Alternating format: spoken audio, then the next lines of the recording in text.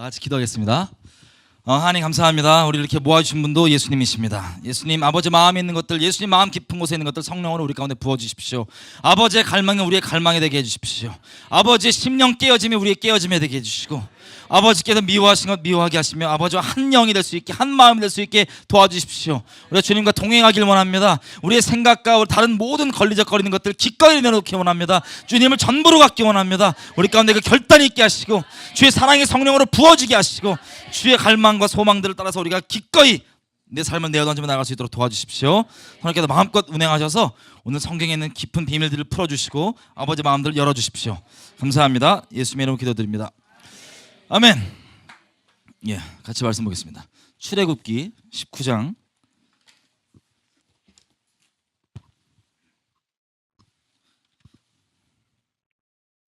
출애굽기 19장 4절, 5절, 6절.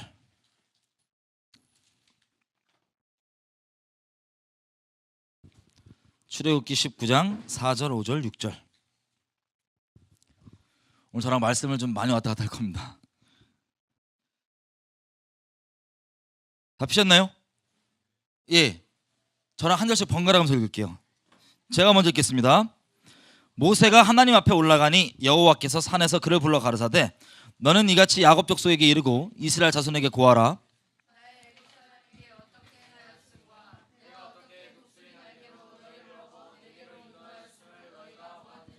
세계가 다 내게 속하였나니 너희가 내 말을 잘 듣고 내 언약을 지키면 너희는 열국 중에서 내 소유가 되겠고,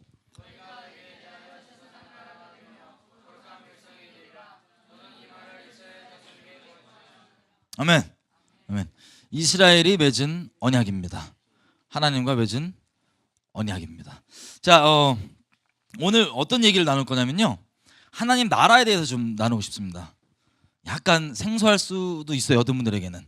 근데 이게 때가 돼서 나누는 것 같은데, 여러분 성경에 보면요, 예수님께서 천국 복음을 증거하셨다고 얘기하고 또 하나님 나라에 관하여서 많이 말씀하셨다고 얘기합니다. 특별히 부활하신 후에도 사도행전 1장을 보면 예수님께서 40일 동안 부활하신 후에 뭘 하셨냐면 하나님 나라에 관한 것들을 말씀하시느니라 라고 되어 있습니다. 여러분 성경에 보면 흔히 우리가 알고 있기를 아주 분명하게 알고 있는 주제를 우리가 먼저 알고 있어요. 한 가지를. 성경이 누구에 대한 이야기죠? 예수님. 아멘입니다. 성경은 제가 보니까 크게 두 가지 주제를 다루고 있습니다. 다른 주제가 아니에요. 하나인데 굳이 따지면 두 가지 주제가 있습니다. 하나는 예수님이시고요, 예수님이 다시 오시면 혹시 뭘로 오시는지 아세요? 왕으로. 어디 왕으로요? 개신교의 전체 지도자로 오시진 않고요, 기독교 목사님 이렇게 대표자로 오시는 건 아니고 모든 나라들을 다스리시는 왕으로 오십니다. 예수님에 대한 이야기인데, 예수님은 왕이신데 어떤 나라의 왕입니까? 하나님 나라의 왕입니다. 그래서 성경은요 크게 주제가 두 개더라고요. 사도행전 8장 가볼게요. 오늘 말씀을 보시면서 약간 여러분들이 아시는 것과 의아하신 분들은 기도하시면서 말씀이 그러한가 아니한가를 체크하시면 됩니다. 자, 사도행전 8장을 보면요, 이게 어떤 내용이냐, 12절. 빌립 집사님이 두루 다니시면서 표적과 기적을 행하면서 전도를 할 때의 내용입니다. 근데 12절을 보면 이렇게 돼 있어요. 빌립이 두 가지 주제를 얘기합니다. 하나님 나라와 및 예수 그리스도의 이름에 관하여 전도함을 저희가 믿고 남녀가 다 세례를 받으니. 아멘. 자, 두 가지를 얘기해요. 그죠? 하나님 나라와 예수 그리스도에 관한 복음, 이 두 가지를 얘기합니다. 자, 28장 또 가볼게요. 사도행전. 제가 이 주제를 좀 나눴는데 너무 짧게 나누니까 다들 헷갈려 하시더라고요. 그래서 말씀을 조목조목 가볼게요. 사도행전 28장인데요. 자, 23절입니다. 바울이 로마에 들어가서 뭘 했냐? 23절 중간부터 제가 보겠습니다. 바울이 아침부터 저녁까지 강론을 하는데 뭘 증거하냐면 하나님 나라를 증거하고 모세의 율법과 선지자의 말을 가지고 예수의 일로 권하더라. 여기도 바울이 지금 두 가지를 가지고 얘기하죠. 하나님 나라에 대한 것과 예수 그리스도에 대한 것들을 두 가지를 전하는 거예요. 마찬가지로 31절도 똑같습니다. 담대히 2년 동안, 이 기록 마지막인데 2년 동안 담대히 하나님 나라를 전파하며 주 예수 그리스도께 관한 것을 가르치니라. 아멘. 자, 이런 식으로요. 성경은 하나님 나라에 대한 내용입니다. 그리고 그 나라의 왕 대신 예수님에 대한 내용입니다. 근데 우리가 익숙한 부분은 예수님에 관한 내용은 익숙합니다. 이 한 가지 확실해요. 아멘이죠. 근데 우리에게 좀 가려져 있는 부분은 보니까 하나님 나라에 대한 부분이 조금 가려져 있는 것 같습니다.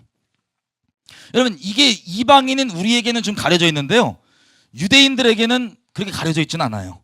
원래 이제 유대교에 있는 이런 사람들은 물론 의견이 조금씩 다르지만, 자, 예수님께서 오셔서 하나님 나라 이야기를 많이 얘기하실 때 성경에 보면 굳이 하나님 나라가 무엇이냐 신약에 막 정리가 아주 구체적으로 되어 있지는 않아요. 이게 어떤 것 때문이냐면 저도 궁금해서 함께 여쭤봤는데, 자, 예수 그리스도의 복음 있죠? 십자가 복음. 이 십자가 복음은 우리가 지금 교리로서 알고 있고 사형로도 알고 있고 아주 쉽게 전할 수가 있어요. 왜냐하면 지난 시간 동안 십자가 복음에 관한 정리가 오랜 기간 동안 신학으로 되어 왔기 때문에 그렇습니다. 근데 이런 것들을 이제 이 정리하기 전까지는 출처가 신약에 있는 로마서나 뭐 복음서나 곳곳에 있는 내용들을 다 따서 이것을 정리한 것입니다. 그런데 그 당시 때 있죠. 왜 바울이 두 가지를 전했냐? 하나님 나라에 대한 걸 전하고 예수 그리스도의 복음에 관한 걸 전하는데, 그때도 예수 그리스도에 관한 복음은 이걸 들을 그 당시 사람들은 정리가 안 돼 있어요. 지금 우리처럼. 이해가 되세요? 무슨 뜻인지? 두 가지를 전한 겁니다. 성경의 기본 주제에 대해서.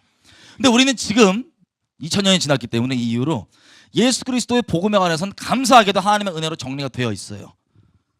근데 성경을 딱 보면 요건 요렇다라고 교리처럼 정리되어 있지는 않습니다. 우리가 성경에서 추려온 것들이에요. 그 원리들을.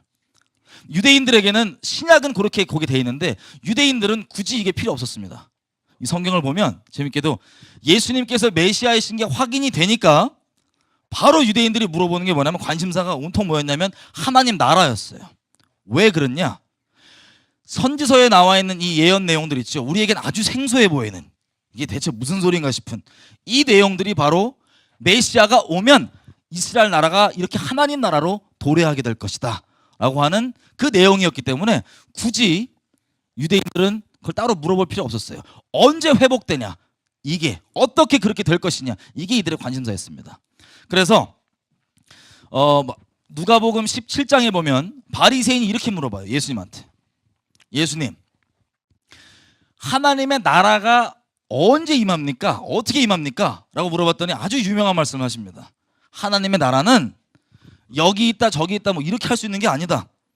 그냥 너희 속에 있다, 딱 그렇게 해버려요. 얼마나 당황해요.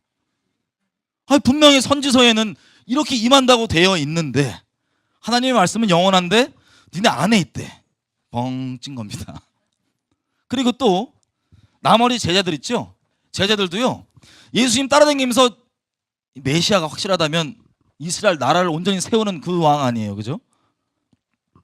그래갖고 따라다니는데 이 누가복음 19장에 보면 이런 비유가 나와요. 문화의 비유가 나옵니다. 문화. 삭개오 이 내용 바로 다음 절부터 뭐라고 나오냐면 예수님께서 문화의 비유를 푸시는데 문화의 이유를 푸시는 이유가 딱 나와 있어요. 한번 펴볼게요. 누가복음 19장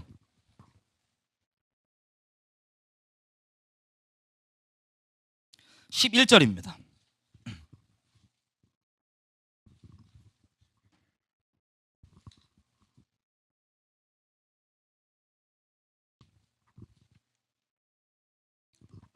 제가 읽을게요. 저희가 이 말씀을 듣고 있을 때 비유를 더하여 말씀하시니, 이는 자기가 예루살렘에 가까이 오셨고 저희는 하나님 나라가 당장에 나타날 줄을 생각함이더라. 그렇게.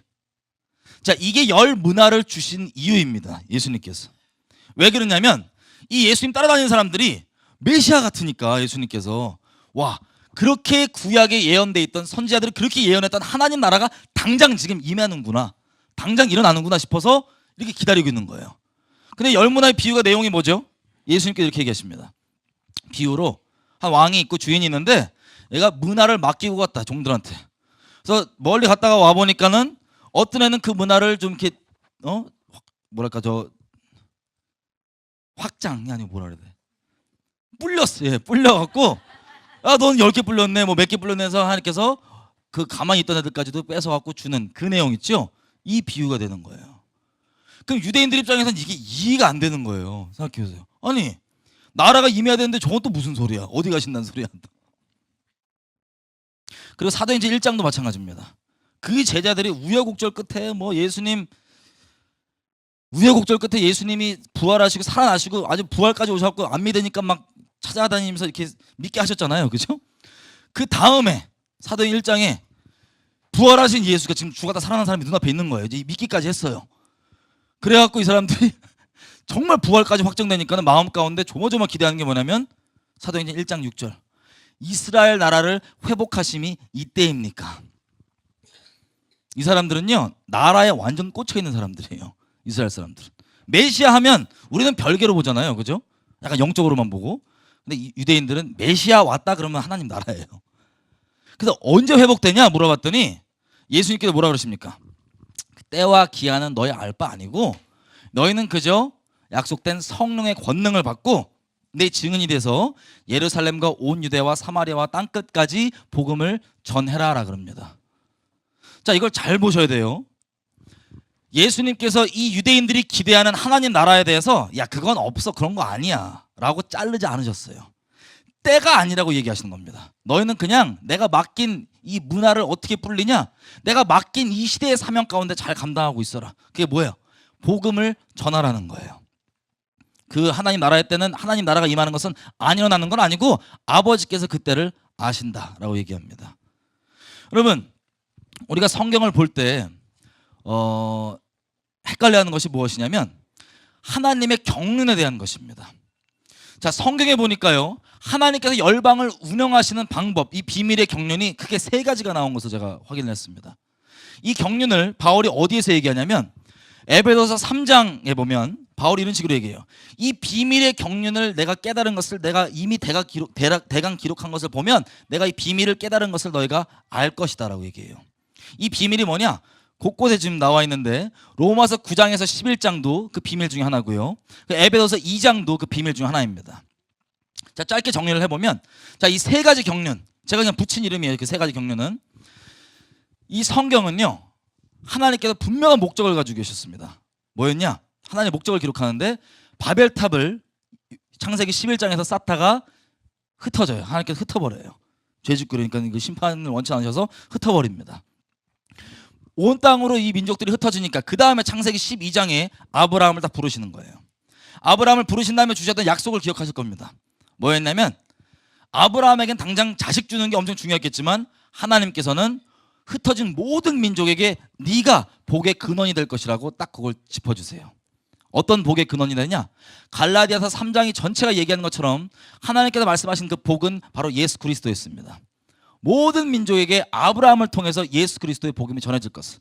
그래서 아브라함 인생 여정을 통하여서 아브라함의 가장 소중한 인생을 다 갖다 바쳐서 겨우 나오게 된 이 아들이라고 하는 이삭 있죠.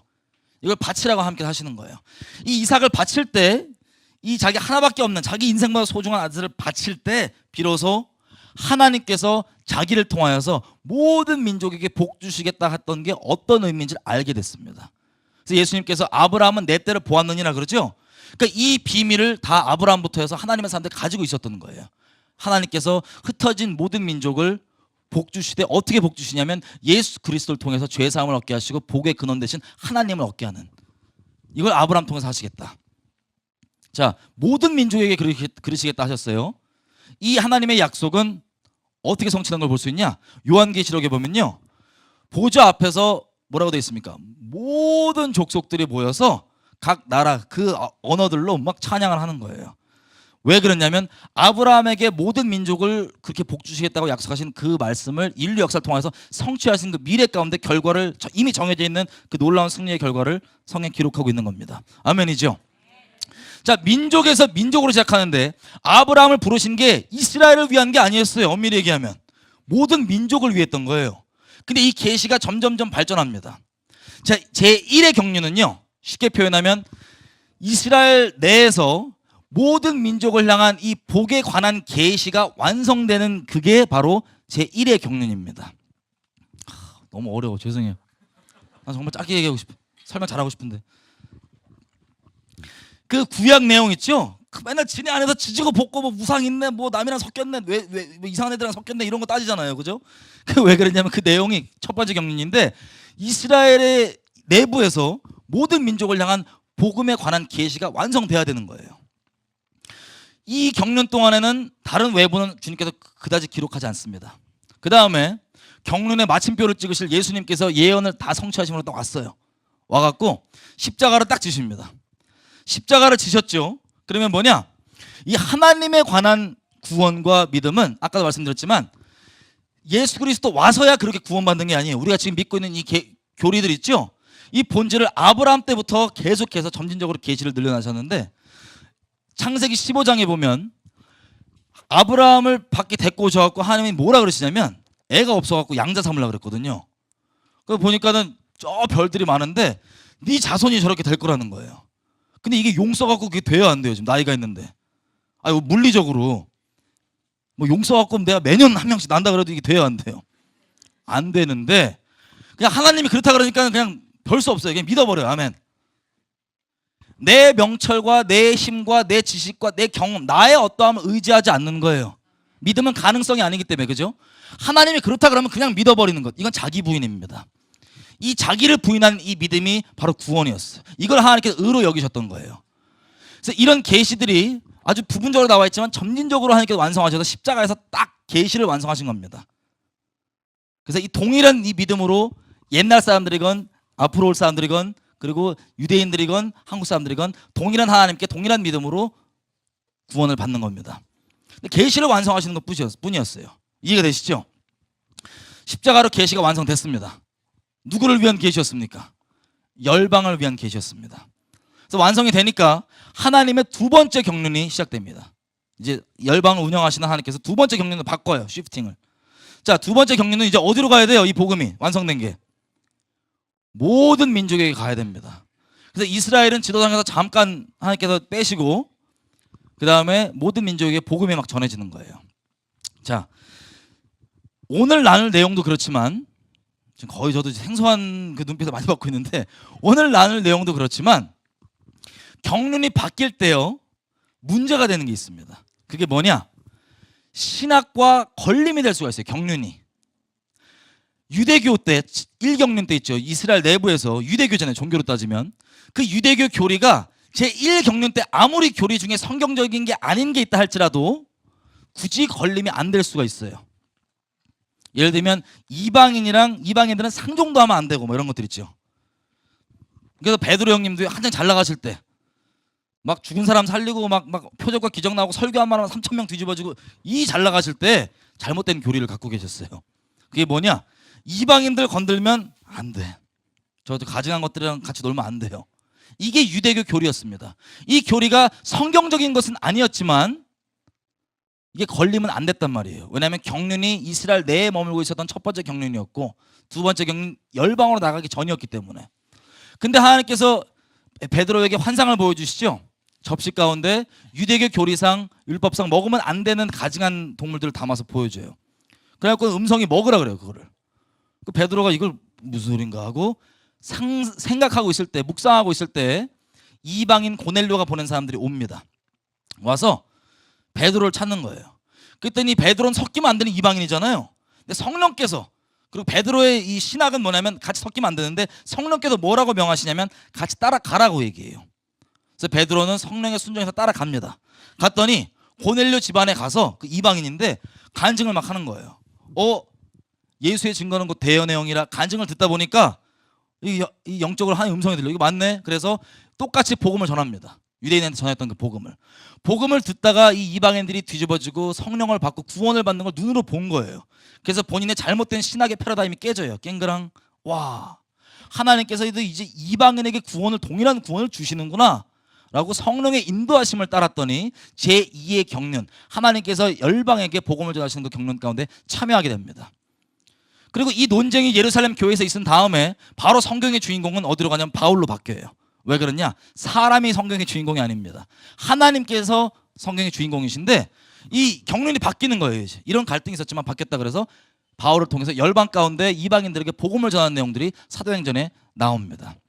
이때 바울이 깨달았다는 거예요. 이 경륜을. 와, 놀랍다 이러면서. 자, 그래서 이 바울이 복음을 전했던 이방인에게 복음 전했던 이때 있죠. 우리가 갖고 있는 이 신학 제2 경륜 때 만들어진 신학들을 우리가 가지고 있습니다. 이때는 잘 보십시오. 구약 자체는 하나님 이스라엘을 국가적으로 어떻게 다루시는지가 잘 나와 있어요. 국가적으로. 성경을 구약을 볼 때 우리가 어렵다고 얘기하는 이유가 뭐냐면 하나님 나라에 대한 부분이 가려져 있기 때문에 그래요. 그냥 볼 때 야 우상 숭배하지 마라 뭐 하지 마라 그러면 아멘 쉽게 그건 아멘이 돼요. 근데 그 외에 나머지 내용들은 이게 왜 이게 잘못인지 이것 때문에 왜 하나님이 승질이 나셨는지 왜 이것 때문에 뭐라 그러신지 이해가 안 되고 넘어갈 때가 많습니다. 그 부분이 바로 하나님의 나라에 대한 부분 때문입니다. 자 그래서요 하나님의 말씀은 영원하기 때문에 잘 보십시오. 우리가 지금 가지고 있는 신학은 마지막 제3경륜으로 와서 문제가 되는 부분이 또 있어요. 아까 베드로의 그 신학처럼. 어떤 문제가 있냐? 하나님의 말씀은 영원한 거 믿으시죠? 1.1핵도 땅에 떨어지지 않습니다. 이게 무슨 뜻이냐면 하나님이 그렇게 될 거다 그러면 반드시 돼야 안 돼요? 됩니다. 근데 주로 여기서 보시면 하나님께서 나라는 누구를 두고 얘기를 하세요? 성경 예언들이. 어떤 나라? 대한민국이에요? 이스라엘이에요? 이스라엘이죠. 질투나게 이스라엘만 딱 집어서 아주 지역까지 구체적으로 얘기하면서 요지경 막 다 얘기를 해요. 그렇죠? 그렇게 하나님께서 말씀하신 것들이 영원한 진리이기 때문에 아직 인류 역사 가운데 일어나지 않았다. 그러면 어떻게 되는 거예요? 그 일 일어나요? 안 일어나요? 일어나죠. 그죠? 하나님의 말씀이 진리라면 우리가 이스라엘이 존재하지 않았던 그 옛날 시대라고 생각해봐요. 지난 2000년간 복음이 막 전해지는 그때 성경에 보니까 이스라엘이라는 얘기는 엄청 나와 있는데 지도에 있어요? 없어요? 없어요. 근데 없으니까 이게 진리를 믿는 믿음이면 하나님의 말씀이 상황을 초월한 진리이기 때문에 이스라엘이 생겨서라도 아주 만들어서라도 이거 이루어진다라고 그렇게 믿어야 되는데 그러지 못하고 상황에 이 말씀을 꼈어요. 그래갖고 이건 그냥 우리 얘기야 교회 그렇게 퉁치고 넘어갔습니다. 근데 여러분 이 성경이 우리 교회에 대한 이야기예요 아니에요? 맞긴 맞아요. 반은. 자 말씀을 한번 보겠습니다. 스가랴서 12장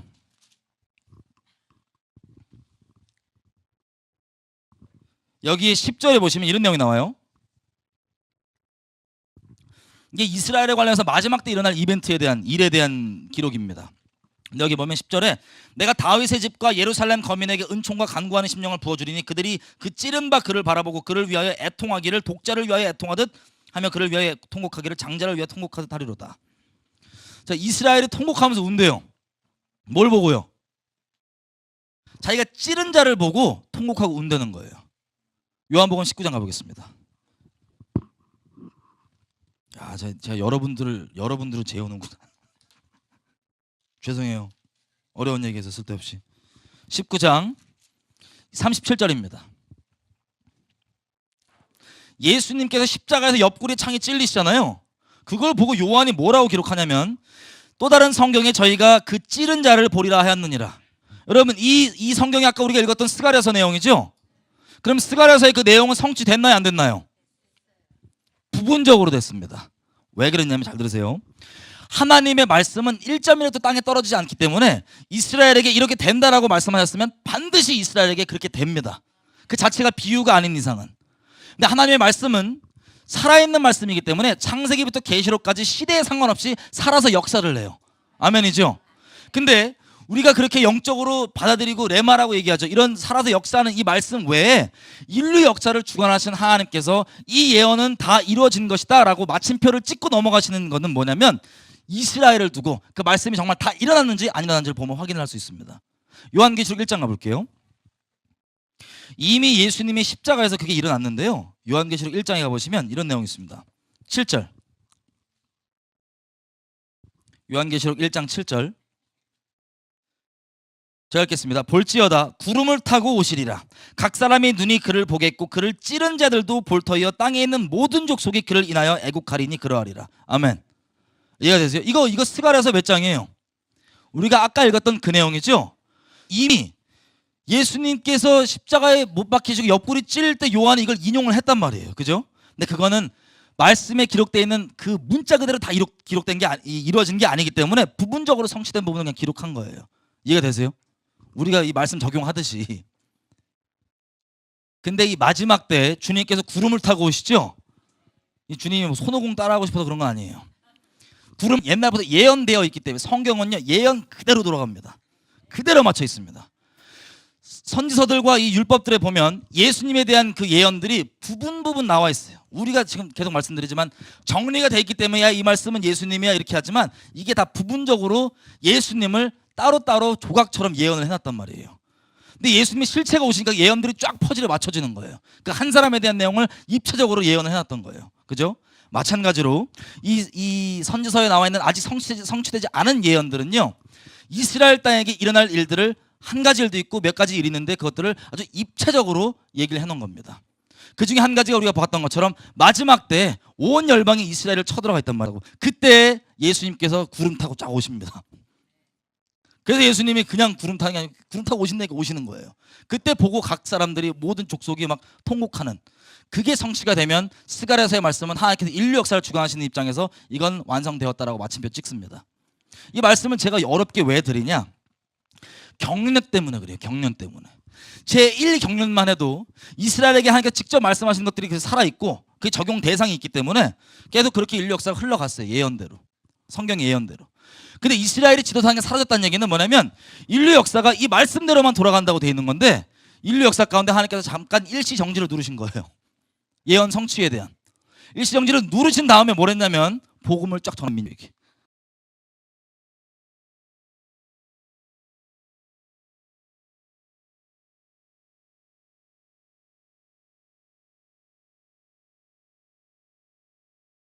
야, 주님이 하루가 1000년 갖고 그러니까는 막 일시정지를 2000년 누르시고 막 이런 거예요. 그걸 막 돌리시는 거예요. 자, 그래서 그 와중에 우리가 지금 우리가 흔히 갖고 있는 이 신학들은 일시정지되었을 때 만들어졌기 때문에 이스라엘에 대한 이해도 좀 부족했고 하나님의 나라에 대한 이해도 거의 없었고, 왜냐하면 주로 개개인에게, 이방인 개개인에게 복음이 전해지는 때였기 때문에, 때가 그랬던 거예요. 그리고 우리 교회들이 우리가 하나님의 말씀을 적용받는 이유는 뭐냐면 우리에게 약속하신 말은 없지만 에베소서 2장에서 얘기하는 것처럼 우리가 예수님 때문에 첫부침 받아서 이스라엘의 메시아고 이스라엘의 하나님이시고 이스라엘에게 하신 언약들인데, 왜 저걸 우리가 지금 우리 거로 누리냐? 이스라엘에게 하셨지만 예수님 때문에 첫부침 받아서 그걸 누리고 있는 겁니다.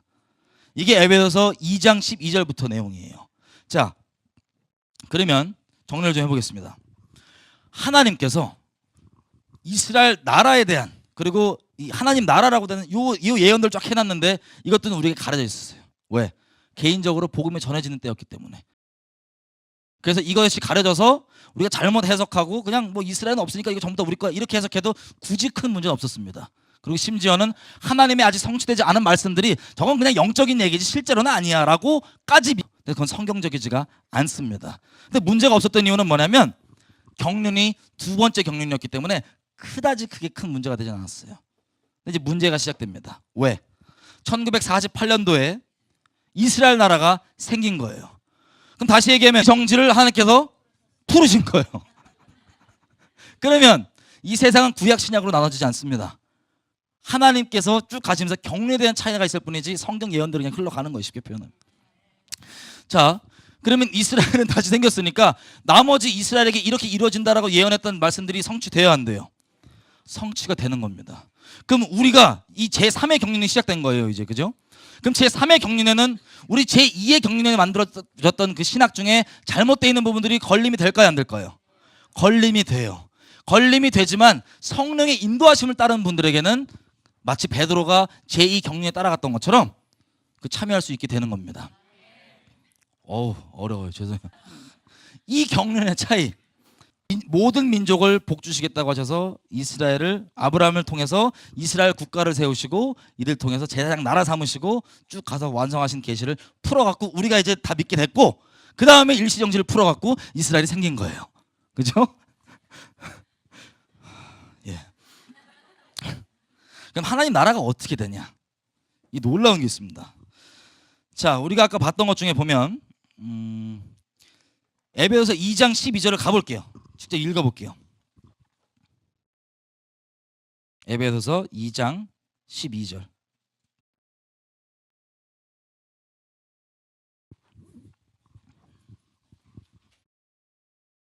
하셨나요? 다 같이 읽겠습니다. 시작.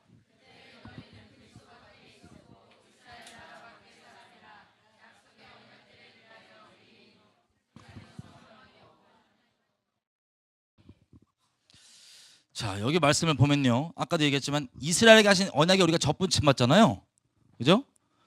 여기 보면 그리스도도 없고 그 다음에 이스라엘 나라 밖의 사람이라고 얘기할 때 재미있는 걸 발견했습니다. 이스라엘 나라라고 하는 이 원어가요, 무슨 뜻이냐면 이스라엘 연방이란 뜻입니다. 이스라엘 연방과 상관없던 자들이라고 되어 있어요. 이스라엘 연방. 여러분, 연방이 뭐냐면요, 미국이 연방 국가입니다. 미국에 여러 50 몇 개가 있죠? 50개가 넘는 주가 있는데 그 주가 각각의 나라예요. 쉽게 얘기하면 각각 다 틀려요. 근데 뭐를 공유하냐면 헌법을 공유합니다. 그리고 최종 지도자를 공유합니다. 이게 연방 국가예요. 이해가 되세요? 근데 특이하게도 성경은 뭐라고 얘기하냐면 여기서 너희가 이스라엘 연방과 상관없는 사람이었었다라고 얘기해요. 근데 예수님께서 다시 우리 접붙임 받게 해주셨다면 이스라엘 연방과 상관이 있다는 소리예요, 없다는 소리예요? 있다는 소리입니다. 있다는 소리. 자, 이거에 대한 비밀이 있는데요, 여러분, 하나님 나라가 아까 바리새인에게 하나님께서 말씀하시기를 어디에 있다고요? 우리 마음에 있대요. 근데 아리마대 요셉이라는 사람이 있습니다. 누구냐면 예수님 돌아가셨을 때 장사 지내려고 했던 의로운 사람이라고 하나님께서 기록해요, 성경에. 근데 이 사람이 의롭다고 하는 증거를 딱 한 줄로 표현해요. 뭐라고 표현하냐? 저는 하나님 나라를 기대하는 자라, 하나님의 나라를 기다리는 자라라고 얘기합니다. 그게 딱 의롭다는 표현이에요, 그 사람에게 대해서. 근데 보세요, 하나님 나라가 우리 안에 있는데 뭘 또 기다려요? 우리 주기도문 기도할 때 주의 나라가 어떻게 달라고 기도하죠? 임하달라고 기도해요. 여기 있는데 뭘 또 임해달라고 기도를 해요. 여러분 안에 예수님 계세요? 확실하시죠? 여러분 주님 다시 오심을 기대하세요? 여러분 안에 있는데 뭘 또 기대하세요? 질문을 던지는 거예요, 계속. 여러분 이 차이가 뭔지 알겠어요? 우리 안에 있으신데요, 우리는 다시 오시는 예수님을 기대합니다. 왕으로 오시는 그 예수님을요. 그리고 그분 진짜 오십니까, 안 오십니까? 개념이 아닙니다. 우리 안엔 영으로 거하고 계시지만 그분은 오십니다. 마찬가지로요, 하나님 나라가 우리 안 가운데 있지만 성경에 말하는 하나님 나라 옵니까, 안 옵니까? 다니엘서 7장 14절 가볼게요.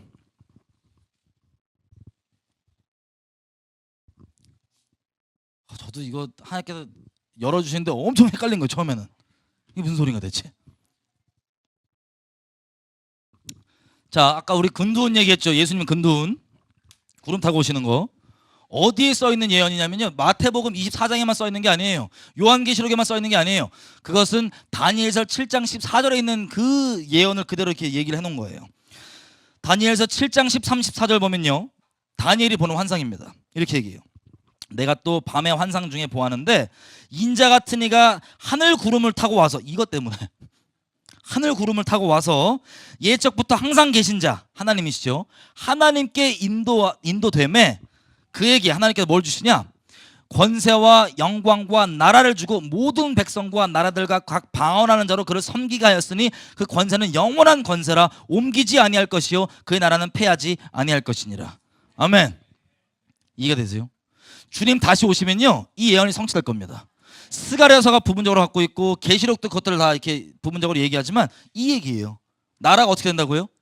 하나님께서 이 땅에 있는 나라들을 예수님께 준대요. 영원한 권세로서. 요한계시록 11장 가보겠습니다.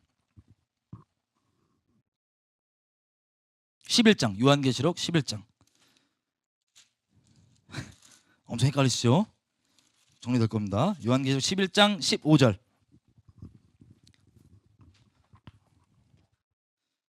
다 피셨나요? 제가 읽을게요. 일곱째 천사가 나팔을 불매 하늘에 큰 음성이 나서 가로되 세상 나라가 우리 주와 그 그리스도의 나라가 되어 그가 세세토록 왕노릇하시리로다. 아멘. 여러분 하나님 나라 보니까 세상 나라들이 어떻게 된대요? 세상 나라들이 그리스도의 나라가 된대요. 그래서 다니엘서 7장 14절에 얘기하는 세상 나라들을 하나님께서 예수님에게 주십니다. 와, 저 이게 되게 충격이었거든요. 왜냐하면 보통 저도 그랬는데 제가 물어보니까 우리 죽으면 어떻게 돼요? 예수 믿고 천국 간다 그러죠? 어떻게 가는 거예요? 라고 아주 꼬치꼬치 깨물어보면 굳이 설명을 해보면 그 개념이 뭐냐면 거의 유령처럼 공중에 떠다니는 뭐 그런 느낌? 막 천국에 이렇게 막 날아다니면서 이렇게 막 연기도 아니고 뭐도 아니고 이렇게 막 난 영이야 이러면서 막 날아다니는 그런 느낌으로만 생각하시더라고요. 그죠? 근데요, 유대인에게는 애시당초 그건 없었어요. 그 개념은 실제로 나라가 임하는 개념이 있었고요. 그리고 이스라엘 나라가 그렇게 되는, 하늘과 땅이 맞닿는 그 개념이 있었던 거예요. 근데 이스라엘 나라가 없었던 우리에게는 영적인 해석만 잔뜩 들어와 있잖아요. 그죠? 이 둘 다 맞는 거예요. 둘 다. 하나님 나라가 정말 여기 우리 안에 영으로 들어오시고 하나님 나라가 임하고, 이게 끝이 아니고 예수님도 우리 안에 계시지만 이게 끝이 아니고 실제로 오시고 하나님 나라도 임하는 거예요. 아멘이죠? 이 두 가지가 지금 합쳐지는 우리가 그 시대 가운데 살고 있는데, 점점 주님 오실 때가 가까우니까 예전에는 굳이 이거에 대한 개념이 없어도 괜찮았어요. 예수 구원 믿고 그냥 가면 되지 뭐. 그죠? 근데 이렇게 하나님 나라에 대한 것들이 나오는데 이 세상 나라들이 그리스도의 나라가 된대요. 그럼 갑자기 뿅 하고 되나요? 여러분 부활하실 거죠? 싫으신 분도 있어요. 부활하실 겁니다. 예수님 믿으시면. 그죠? 반말했어, 죄송해요. 부활하실 겁니다. 근데 그렇게 되면 우리가 온전해진다 그러죠? 이거 믿으세요? 믿음 좋으시네. 저 여러분의 요 몰골과 상태를 그대로 보면 내가 그렇게 성결해지고 거룩해지고 그렇게 부활처럼 간다는 걸 믿으신다는 거죠? 아멘입니다. 우리의 상황은 안 그래 보여요. 현실은. 그죠? 근데 우리 중심이 주님을 향하고 그렇게 이렇게 따라가다가 주님께서 그날에 이거를 완성해 주시는 겁니다. 부활체로서. 근데 어차피 그날에 완성되니까 오케이, 그러면 어차피 그날 된다니까 나 막 놀래. 이런 분도 혹시 계신가요? 그럼 부활돼서 못 보실 것 같아. 이런 분도 계시면 그때 이게 완성되지만 우리가 그걸 내놓고 막 사는 게 아니라 힘으로 그것을 따라가다가 주님 임하실 때, 그때 우리가 부활의 몸을 입습니다. 그러면 나라들은요 갑자기 뿅 될까요? 아니면 하나님 나라가 심령에 심겨진 사람들 통하여서 점진적으로 가다가 주님 오실 때 확 완성이 될까요? 똑같아요. 안 됐어. 괜찮아요. 몇 개 더 볼게요. 말씀. 자, 로마서 8장 15절 가보면요, 제가 이렇게 되어 있습니다. 너희는 다시는 무서워하는 종의 영을 받지 아니하였고 양자의 영을 받았으므로 아바 아버지라 부르짖느니라 라고 되어 있어요. 그럼 하나님이 아버지시죠? 이 개념을 잘 잡아야 되는데 이것도 약간 삐지시면 안 돼요. 하나님이 아까 봤더니 이스라엘에게 약속하신 것들을 우리가 예수님 안에서 누리게 됐어요. 접붙임 받아서. 그죠? 우리에게 약속하진 않았단 말이에요. 마찬가지로 하나님의 아들은 누구냐? 예수님이에요. 근데 저와 여러분은 하나님의 아들이 아니었어요. 근데 예수님께 들어오니까, 예수님의 생명을 덧입으니까 그 아들 자격을 우리가 누리게 되는 거예요. 그걸 쉽게 표현해서 뭐냐면 원래 내 아들이었어가 아니고 입양돼 갖고 양자의 영을 받아서, 물론 차별 안 해요. 걱정하지 마세요. 하나님이 너는 양자니까 인마 좀 이런 건 안 해요. 차별이 없으시는 분이신데 굳이 개념을 잡아놓으신 이유가 있더라고요. 양자의 영, 예수의 영, 아들 대신 예수가 우리 안에 들어오니까 그래서 우리가 입양받고 아버지라고 부르는 거예요. 그죠? 근데 8장 또 로마서 29절에 보면 이렇게 됐어요. 그의 아들의 형상을 하나님이 미리 아신 자들로 또한 그 아들의 형상을 본받게 하기 위하여 미리 정하셨으니 이는 그 예수로 많은 형제 중에서 맏아들 장자가 되게 하려 하심이니라. 아멘. 주님께서 정하시기를 예수님을 장자로 딱 해놓으신 거예요. 장자 대신 예수님 안에 우리가 속하니까 우리가 이제 아버지라 부르는 겁니다. 여기까지 이제 좀 질서가 잡히시죠? 자, 그 다음에 보면 고린도전서 15장 부활에 대한 내용입니다. 이건 제가 가볼게요, 같이. 고린도전서 15장 20절. 고린도전서 15장 20절.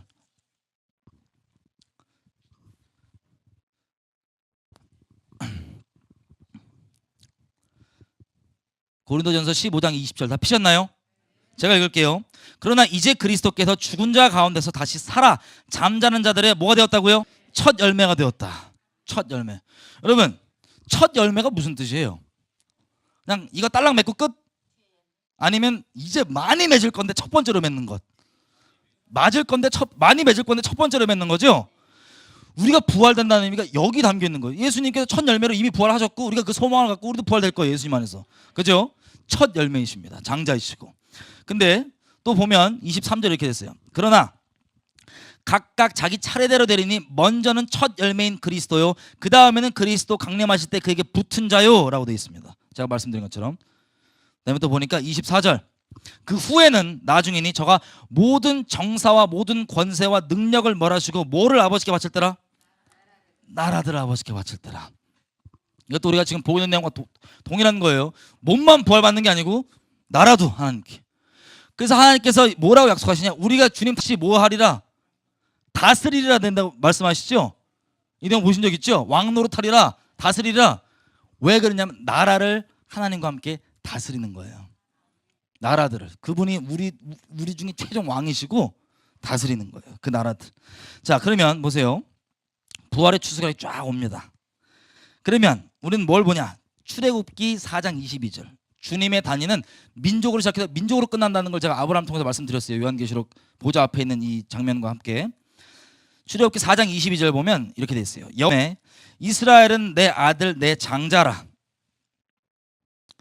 그리고 예레미야서 2장 2절에 보면 이렇게 나와 있습니다.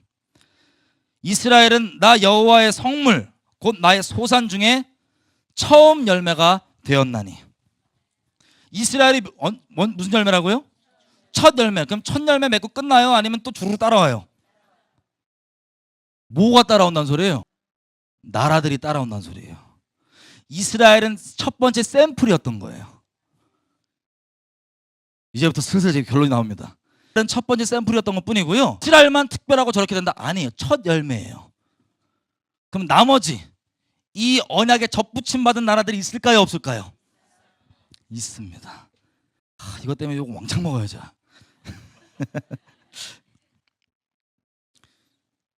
그래서 아까 얘기했던 에베소서 2장 12절에 메시아 연방이라는 게 놀랍게 무슨 얘기냐면요, 메시아를 섬기는 각각의 법과 그 자치는 존중을 받되 헌법이 공유돼요.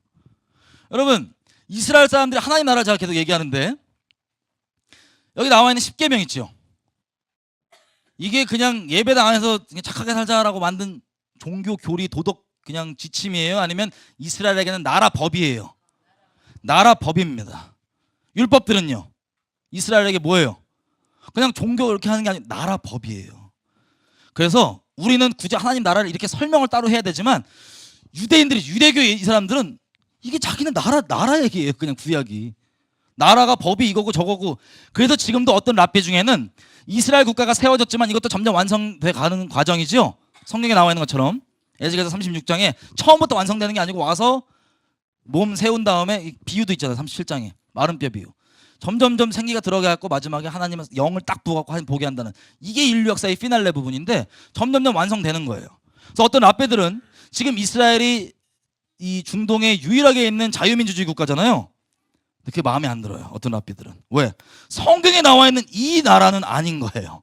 완성되는 과정인 걸 모르고 이 나라가 아닌 거라고, 이스라엘은 아니야 라고 극단적으로, 성경에 말하는 이스라엘이 아니라고 극단적으로 얘기하는 랍비들도 있어요. 그 형님들도 이해는 갑니다. 왜 그런지. 왜냐하면 점진적으로 이렇게 완성되는 과정에 대해서 모르고 있기 때문에 그런 거예요. 자, 그러면 자유민주주의 체제인데 왜 이렇게 얘기를 할까요? 아니라고. 우리가 나라를 구하는데, 하나님 나라를 구하는데, 하나님 나라는 체제가 뭐예요? 우리 고등학생이에요? 중학생? 왕정 정치. 할렐루야. 왜냐하면 무슨 덤이에요? 영어로 킹덤이에요. 킹, 왕이 있는데 다수결로 나 싫은데 이게 돼요? 안 돼요? 안 돼요. 또 우리 한창 젊었을 때 젊은 혈기로 우리 운동하셨던 분들, 학생 운동, 죄송합니다. 민주주의는 절대 진리가 아닙니다. 하나님 나라는요 중요한 본질이 있어요. 체제, 민주주의냐 아니냐 안 중요합니다. 뭐가 중요하냐? 왕정인 거예요. 왕정. 다수결로 법학 이런 차원은 아니에요. 본질로서. 근데 이스라엘 보면 우리 힌트를 알 수 있어요. 이스라엘은 체제로 따지면 이 모세를 불러갖고 출애굽시켰잖아요. 하나님께서. 그죠? 데리고 막 돌아다니는데 이때 체제가 뭐예요? 이스라엘 나라가 말로 설명하기 어려워요. 유목체제. 굳이 따지면 유목민들 돌아다니다가 막 내비게이션 막 보고 막 돌아다니는 거예요. 그냥 밥 막 떨어지고 이상한 체제예요, 그죠? 경제도 이상하고 다 이상해. 하여튼 유목 체제예요, 이때. 근데 그 다음에 얘들이 뭐 하냐? 하나님은 말씀이시죠? 여러분, 우리가 말씀이 중요하다 얘기하는 이유가 뭐냐면 온 말씀으로 이어진 거 믿으시죠? 온 우주의 질서가 말씀을 중심으로 세팅이 돼 있습니다. 하나님 말씀이신데 왕정이라고 하는 건 주님이 직접 이렇게 내려왔고 이렇게 막 이렇게 다스리지는 않고 이때는 말씀이신 하나님께서 말씀으로 다스려지는 거예요. 그래서 이 모세가 직책이 뭐였냐면 굳이 따지면 뭐 하는 사람이에요? 이 당시 때 이스라엘 백성들이 맨날 분쟁 생기고 싸우면 뭐 해줘요? 모세가 재판해줘요. 재판이 무슨 뜻인지 아세요? 그들이 누리고 있는 그 법 있죠, 하나님의 말씀을 똑바로 적용시켜주는 거예요. 똑바로 해석하고 똑바로 적용시켜주는 것, 실상 가운데. 이게 이스라엘의 지도자였습니다. 직책. 왜 그러냐? 말씀이신 하나님의 통치를 신데 말씀이신 하나님의 통치를 이렇게 받는 거예요. 유목민족이냐 유목체제냐 뭐 민주주의냐 이게 중요한 게 아니고 하나님의 말씀에 의해 다스림 받냐 안 받냐가 중요합니다. 하나님의 말씀에도 불법이면 이 세상에서도 불법이어야 합니다. 아멘이죠? 자, 그렇게 있다가 체제는 유목체제였는데 이제 가나안 땅에 들어가고 이제 이 만나 경제도 끝났어. 농사 짓고 이제 살아야 돼요. 농사 짓고 살고 있는데 주변에 보니까 다 뭐가 있어요? 다른 민족들은 있어. 뭔가 눈에 보여. 막 답답하면 기도하고 막 응답도 안 들려 죽겠는데 막 쟤는 왕이 있어 눈앞에. 그래서 얘네가 뭐 하고 싶냐면 우리도 왕체제 할래, 왕정 갈래. 주님이 일단 말리시죠. 얘들아, 걔가 우리가 이 역대기 열왕기를 보면 알겠지만 마시간 왕이 가면 큰일 나는 거예요. 그래서 주님이 그냥 하지 마, 왕 하지 마 라고 말려도 끝까지 자식놈이 하겠다니까 해라. 요렇게 왕정이 시작됩니다. 근데 왕정도 중요한 게 왕정이냐 아니냐도 안 중요해요. 왜? 왕이 지도자로서 하나님의 말씀을, 선지자 집단인 거 딱 있어갖고 하나님의 말씀을 똑바로 듣고 잘 그걸 시행하면 되는 거예요. 그죠? 그래서 그렇게 잘 가다 좋은 샘플이 뭐냐면 다윗입니다. 다윗. 그렇게 잘하고 가는 요 말씀이 중요한데, 와, 제가 보니까 예전에는 이렇게 하나님 나라가 실제적으로 이스라엘 다스려왔고 그게 일치정지됐을 때 우리가 신학이 생겼고 지금 믿었기 때문에 이게 먼 나라 얘기 같은데 이게 하나님 나라의 실체입니다. 우리가 눈으로 만들 수 있는 실상이라고. 실상이 어떤 모양으로 나오기 시작하는지. 이스라엘은 그걸 이미 누리다가 바벨론 끌려가죠. 끌려갔다 보니까는 이거 왕 됐고 제사장이 또 그렇게 지도자로 가는 거예요. 사내들인도 그렇고. 왜? 말씀 맡은 자들이, 율법 맡은 자들이 말씀으로 다스려지는 게 본질이니까. 그런 식으로 하나님 나라에 대한 개념을 왕은 다윗이 오면, 메시아가 오면 되고 그걸 그렇게 유지하고 있었던 거예요. 이해가 되시죠? 자, 그렇게 쭉 가는데 이스라엘 나라가 없어지고 이렇게 쭉 가다 보니까 뭐가 됐냐? 영적으로만 해석이 돼서 별개로 살아도 큰 문제가 안 됐었어요. 이 하나님 나라, 쉽게 얘기하면 세상 일상과 내 예배당 안에 신앙생활이 별개로 살아도 큰 문제가 안 됐어요. 별개란 건 뭐냐면 세상이 어떻게 돌아가든 그냥 내버려 두고 그냥 예배당에서 우리끼리 신앙생활 잘하면 되지 뭐. 한 사람 전도하고. 이게 괜찮은 시대도 있었는데 점점점 주님 오실 때가 가까우니까 더 이상 이게 별개가 아니라는 게 분명해지고 있습니다. 예를 한번 들어볼게요. 저기 이제 미국에 보니까 기도하신 형님들이 있는데 이분들 간증 안 들어봤어요. 이분들 뭐라고 하냐면 하나님이 낙태에 대한 마음을 주신 거예요. 낙태법이 통과되면 안 된다. 안 된다. 그래갖고 막 낙태를 반대하는 기도를 막 어떻게 막아달라고 기도를 50일을 정해서 작정을 하는데 그 50일 동안에 어떤 기도하는 청년에게 하나님 꿈을 보여주신 거예요. 어떤 꿈이냐면 워싱턴 DC 앞으로 입에다가 빨간색 테이프 딱 붙이고 라이프라고 쓴 거예요. 생명. 이걸 보여줘갖고 기도하는 사람들이 뭘 알겠어요. 그냥 기도만 열심히 한 거죠. 그죠? 누가 나누니까 또 감동해 갖고 아멘 해갖고 가자. 그래서 갔어요. 이게 심플해. 그냥 기도만 하시는 분들이에요. 심플하게 워싱턴 DC 앞을 가갖고 이걸 했어요. 그래갖고 기도하고 하는데 이들의 이 기도한 내용과 이런 메시지가 뭐예요? 낙태를 어떻게 한다? 찬성한다, 반대한다? 반대한다는 거예요. 이분들은 그냥 성령이 시켜서 가서 한 거예요. 근데 일반 사람들이, 예수님 모르는 세상 사람들 지나가다 딱 보니까 얘는 뭐 하고 있는 거예요? 지금 거리에서 정치 시위하고 있는 거야. 이 인간들이. 이 사람들은 정치 시위할 마음이 있었어요, 없었어요? 이거 낙태 막는다고 주야한테 성령께서 보이셔서 가갖고 그렇게 한 거예요. 그냥 그러면서 점점 이들도 미국 교회들도 마찬가지로 그런 게 있습니다. 때가 가까우니까 전 세계로 마찬가지. 뭐가 열리냐? 생활과 이 일상의 우리 생활이 별개가 아니라 하나구나. 이 영적인 부분과 실상이 하나가 되고 있는 겁니다. 주님 오실 때 가까우니까. 그게 무슨 뜻이냐? 트럼프, 우리 트럼프 형님,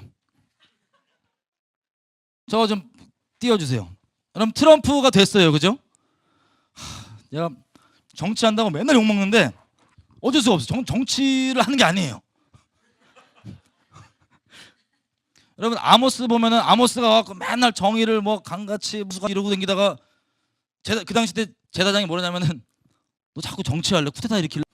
근데 이 아모스도 하나님께 받은 말씀을 전하는, 저도 약간 비슷한 경험을 하고 있습니다. 하나님 뜻대로 하고 있는, 저는 이 세상에 돌아가는 것들이 그냥 세상 일로 아껴요. 미치겠어요. 말씀으로 다 보여요. 예를 들면 열왕기를 한번 보겠습니다. 역대하를 한번 보겠습니다. 역대하.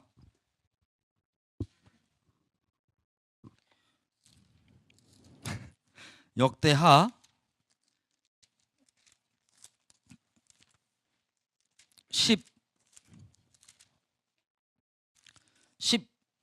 14장 2절에서 4절 5절. 역대하 14장 2절에서 5절. 제가 읽겠습니다. 읽겠어요. 아사가 그 하나님 여호와 보시기에 선과 정의를 행하여 이방 제단과 산당을 없이 하고 주상을 회파하며 아세라상을 찍고 유다 사람을 명하여 그 열조의 하나님 여호와를 구하게 하며 그 율법과 명령을 행하게 하고 또 모든 유다 성읍에서 산당과 태양상을 없이 하며 나라가 그 앞에서 평안함을 얻었느니라. 아멘. 하나님 앞에 온전한 왕이죠. 그 평가를 뭐로 하냐? 뭘 없앴대요? 우상들, 산당들을 쫙 없앴대요. 이게 좋은 지도자에 대한 평가예요. 그죠? 여러분 이 말씀이 영적인 걸 믿으시죠? 그 다음에 15장 16절. 이 형님이 얼마나 과격하게 주님을 따라가시냐면 16절, 15장 16절. 아사왕의 모친 마아가가 아세라의 가증한 목삭을 만들었으므로 아사가 그 태우의 위를 패하고 그 우상을 찍고 바까지 불살랐으나 산당 중에서 제하지 아니하였으나 아사의 마음이 일평생 온전하더라. 특이합니다. 평가가. 그죠?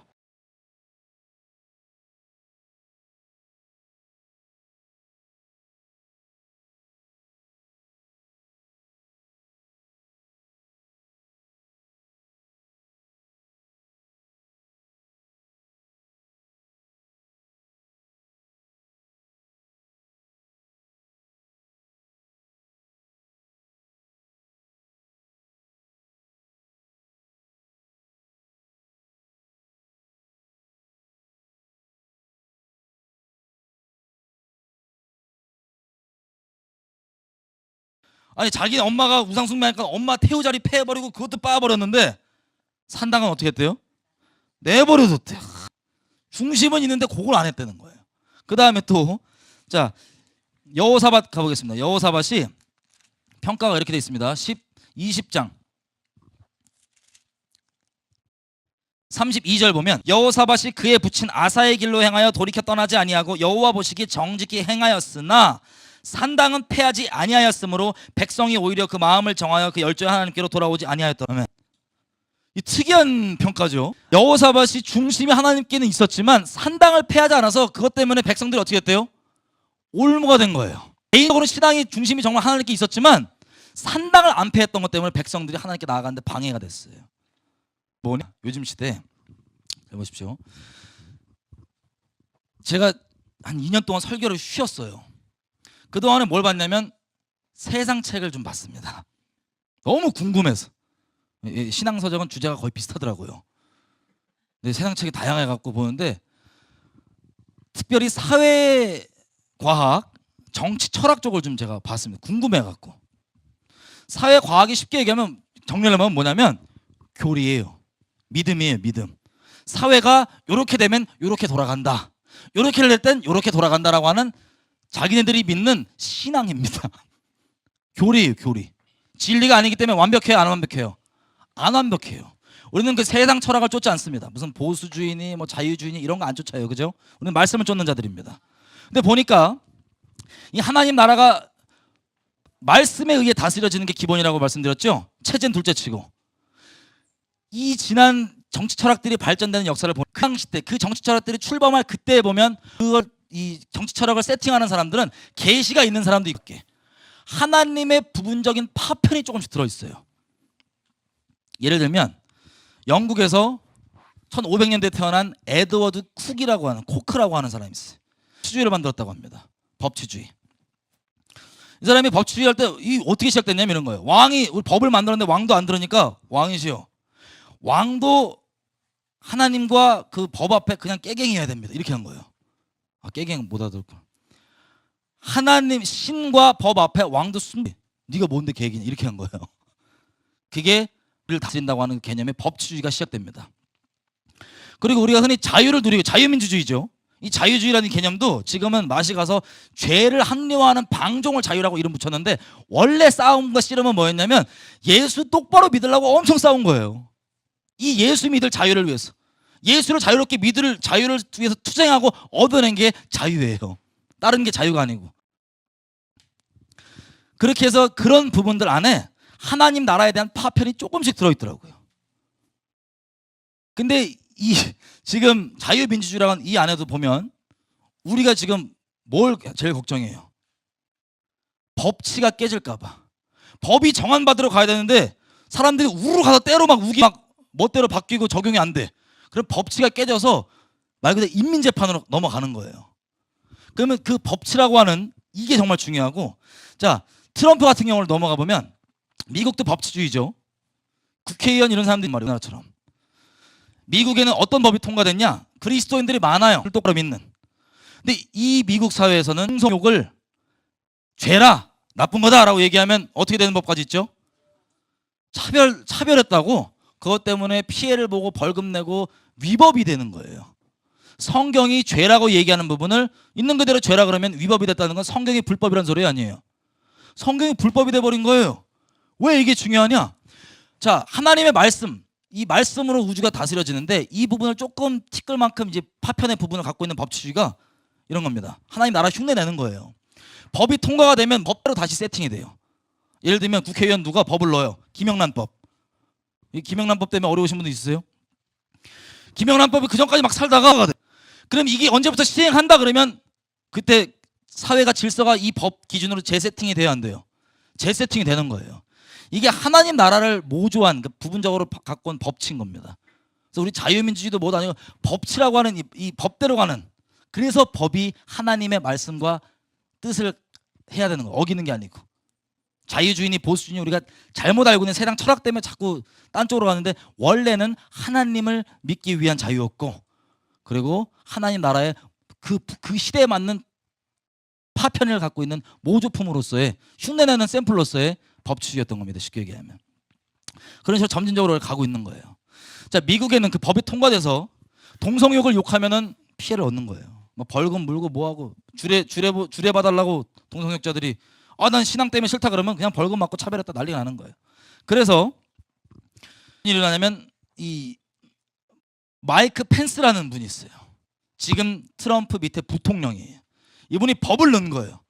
종교 자유법이에요. 쉽게 얘기해서. 종교의 신념 때문에 차별 당하지 않은 그 보호막의 법을 넣은 거예요. 때문에 기업들이 뭐 애플이니 뭐니 와갖고 막 우리 뭐 거기 반대한다, 뭐 거기 돈 안 주겠다 난리 쳐갖고 했지만 결국엔 밀어서 조금의 타협 끝에 이걸 넣어놨어요. 이 사람이 지금 트럼프 캠프의 부통령입니다. 이 부통령이 되는 거예요. 자, 미국에는요, 이 하나님께서 미국을 축복하시는 비밀 중에 큰 것들이 몇 개가 있는데 그게 뭐냐? 이스라엘에 대한 내용입니다. 이스라엘을 축복한 자를 하나님께서 이스라엘이 잘났냐 못났냐를 따지는 게 아니에요. 주님이 그렇게 정하신 거예요. 이 선지서들인데 보면은 어떤 민족을 하나님께서 완전 이유를 토를 딱 다시는데 이유를 뭐라냐면 네가 우리 이스라엘 저렇게 쫓아 어렵게 광야에서 갈 때 뒤에서 막 뒤통수 때렸잖아 이런 거예요. 그래갖고 널 내가 진멸할 거야. 왜냐하면 이스라엘이 하나님께 온전히 있었냐? 아니에요. 근데 하나님이 정하신 반 거예요. 이게 말씀, 영원한 말씀, 끊이지 않는. 그래서 미국이 1900년대 초부터 이스라엘을 이렇게 지지하고 가는 정책을 인해서 슈퍼파워가 됐고요. 열방 가운데 그렇게 경찰 국가로서 하나님께서 영향력을 띄워주신 거였습니다. 또 나머지 여러 가지가 있지만 예를 들면 이렇게 그래도 하나님 믿겠다는 국가로 나왔잖아요.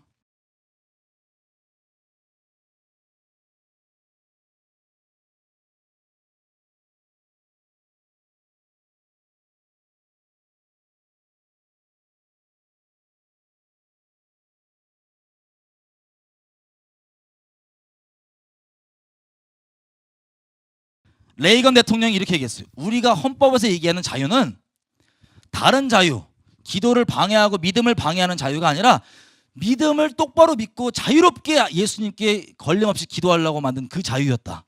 왜냐하면 점점 시간이 갈수록 그 본질이 자꾸 바뀌는 거예요. 그 원래 그런 식으로 오다 보니까 오바마 때는 그 복들을 다 걷어차.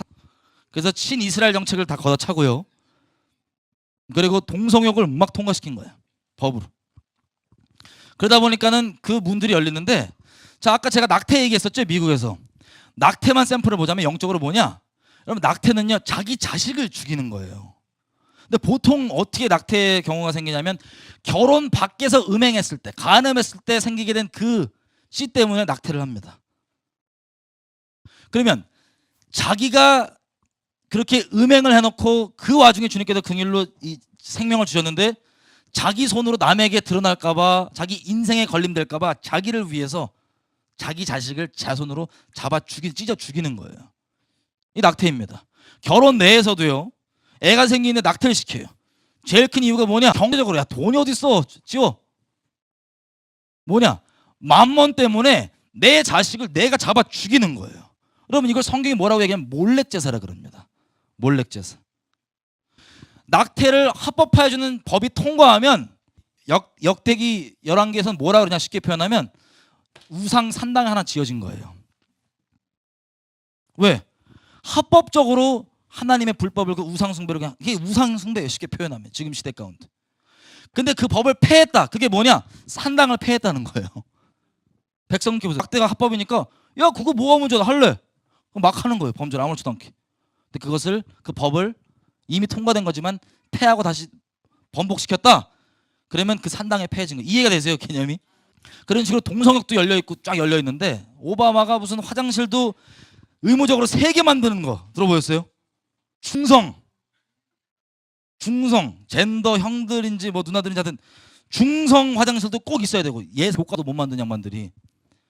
동성욕에 대한 내용은 어릴 때부터 초등학교 애들 교과서에도 그냥 버젓이 이런 변태 성행위들이 당연한 거라고 이렇게 가르치는 그 지경을 다 통과시켜 놓고 있던 상황이었습니다. 마찬가지로 미국이 아예 그냥 하나님의 복을 다 걷어차고 그냥 멸망 직전 가운데 있었던 거예요. 근데 제가 아까 말씀드렸던 것처럼 신앙생활과 일상이 따로라고 생각했던 이 기도하는 사람들이 그래도 성령의 인도하심을 받으니까 따라가다 보니까 점점점 이 일을 하게 되는 거예요. 정치를 하는 게 아닙니다. 왜 거룩함을. 디모데후서에서 얘기하죠. 첫째로 내가 권하노니 너는 위에 있는 권세자들을 위해서 기도해라. 그 기도의 원인이 뭐냐?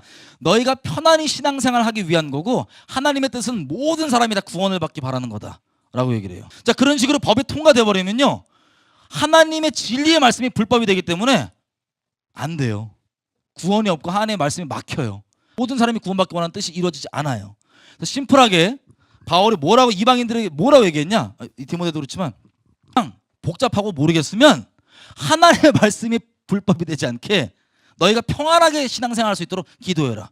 이것도 하나님 나라에 대한 아주 기본적인 팁이, 기초적인. 어쨌든 그랬던 미국에 트럼프 형님이 딱 등장한 거예요. 팍 나와갖고 하는 말이 뭐냐면, 지금 미국은 메리 크리스마스라고 안 하고 있었지만 아시죠? 크리스마스, 그리스도라는 단어가 있다고, 그리스도 때문에 그리스도 생일 행복해 못하는 거예요. 왜? 다른 종교 가지신 분들이 기분 나빠하잖아. 그래서 안 된다는 거예요. 위화감 준다고. 미국 학교에서 국기도 못 달기. 미국 국기도. 왜? 혹시 다른 국적을 가진 학생들이 보면 위화감 느끼잖아. 국적도 못 달기, 국기도 못 달기. 여러분 이걸 이 외국 사람들이 뭐라고 단어를 붙였냐면 PC라고 붙였어요. Political Correctness. 그러니까 굳이 해석을 하면 정치적으로 입 바른 소리예요. 그러니까 약삽하게 그냥 정치적으로 이렇게 입장을 회피하는 입 바른 소리. 우리가 동성역자들을 보면 에이즈의 주범들이에요. 미워하고 욕하는 게 아닙니다. 사회적 현상으로 봤을 때 이 동성욕 때문에 에이즈가 나오게 되는 거예요. 결과로 하나님의 저주로. 근데 이거 PC는 뭐하냐 이렇게 찝어서 얘기를 못하게 해요. 야 동성애자 때문에 에이즈가 늘어나 그러면 무식한 인간 저 소수 성 뭐라 그래 소수 성 성소수 저게 막 짓누르고 막 이렇게 하고 위화감 주고 저 사랑 없고 저 더러운 놈 나쁜 놈 과격한 놈 이렇게 되는 거예요. 근데 이게 왜 중요하냐면 이게 적그리스도행의 전략입니다. 죄는요 성경에서 얘기한 것처럼 이사야서 58장 1절 너는 목소리를 높여서 나팔 불어라. 어떻게 야곱의 집의 죄를 낱낱이 고하라. 왜? 미워서 고하는 게 아니에요.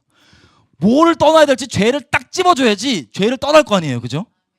그래서 그걸 그렇게 얘기하고 하면 그렇게 찝어주신 건데 미국은 인본주의적으로 그걸 그렇게 대놓고 얘기하면 안 돼요. 막 너무 위화감 주고 막 이러잖아. 성경의 사랑이 아니라 인본의 사랑이나 인본의 배려 때문에 정말 돌이켜야 될 사람들이 딱 찝히지가 않는 진리가 불포화시키지만 그 규정하지 못하게 만드는 이게 적그리스도의 야금야금 땅 따먹기 전략이에요. 쉽게 얘기하면 지금 유럽도 마찬가지예요. 우리나라도 그렇다면서요.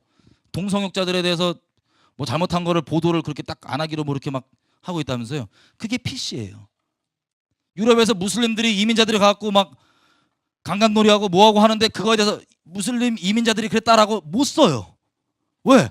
그렇게 쓰면 이 무식한 놈아 저 어려우신 분들을 네가 그렇게 막대하게 대하냐? 요렇게 막 복잡한 말 저분들이 불가피하게 국경을 넘으신 난민 이슬람 뭐 이렇게 막 풀어서 얘기해야 되는데 그렇게 해서 점진적으로 가는 거예요. 근데 우리는 솔직히 얘기해 봅시다. 우리가 그런 사회에서 이제 적당히 체면 차리라고 그렇게 단어를 딱 안 써도 우리끼리 있다 그러면 비하하는 게 아니라 딱 잘라서 에이즈 누구 때문이야? 동성애자 때문이잖아. 이렇게 얘기를 해요. 미국 사람들 다 그랬단 말이에요. 그게 원인이니까. 근데 체면 차리는 척 하느라고 PC 때문에 폴리티컬 커렉트네스 때문에 그 얘기를 대놓고 못해. 사회에서 체면 차리 속으로는 다 알아. 근데 트럼프 형이 튀어나온 거야. 튀어갖고는 뭐냐면 메리 크리스마스 하자. 메리 크리스마스 국기 달아. 그러고 그 얘기 왜 못해? 이민자 때문에 그래. 불법 이민자들 때문에 우리 문제야. 그러니까 언론들이 뭐냐면 저 무식한 인간 저거 저 무식한 놈 저렇게 대놓고 막 말하는 거 이렇게 된 거예요. 그러면 돈 많이 벌어갖고 재정 지원 다른 데도 안 받고 야 후원하지 마 나 돈 있어 선거캠프 내가 할게 이런 식으로 막 이렇게 하니까 그게 중요한 그거 지금 얌전 차리다가 우리 나라 끝장난다 이래갖고 막 질르신 거예요. 그렇게 됐는데 여기 보시면 트럼프가 입장이요 최근에 예수님을 세게 만난 것 같아요. 보니까 본인이 하나님을 믿는 장로교인이라 그럽니다. 아주 보수적인 양반이에요.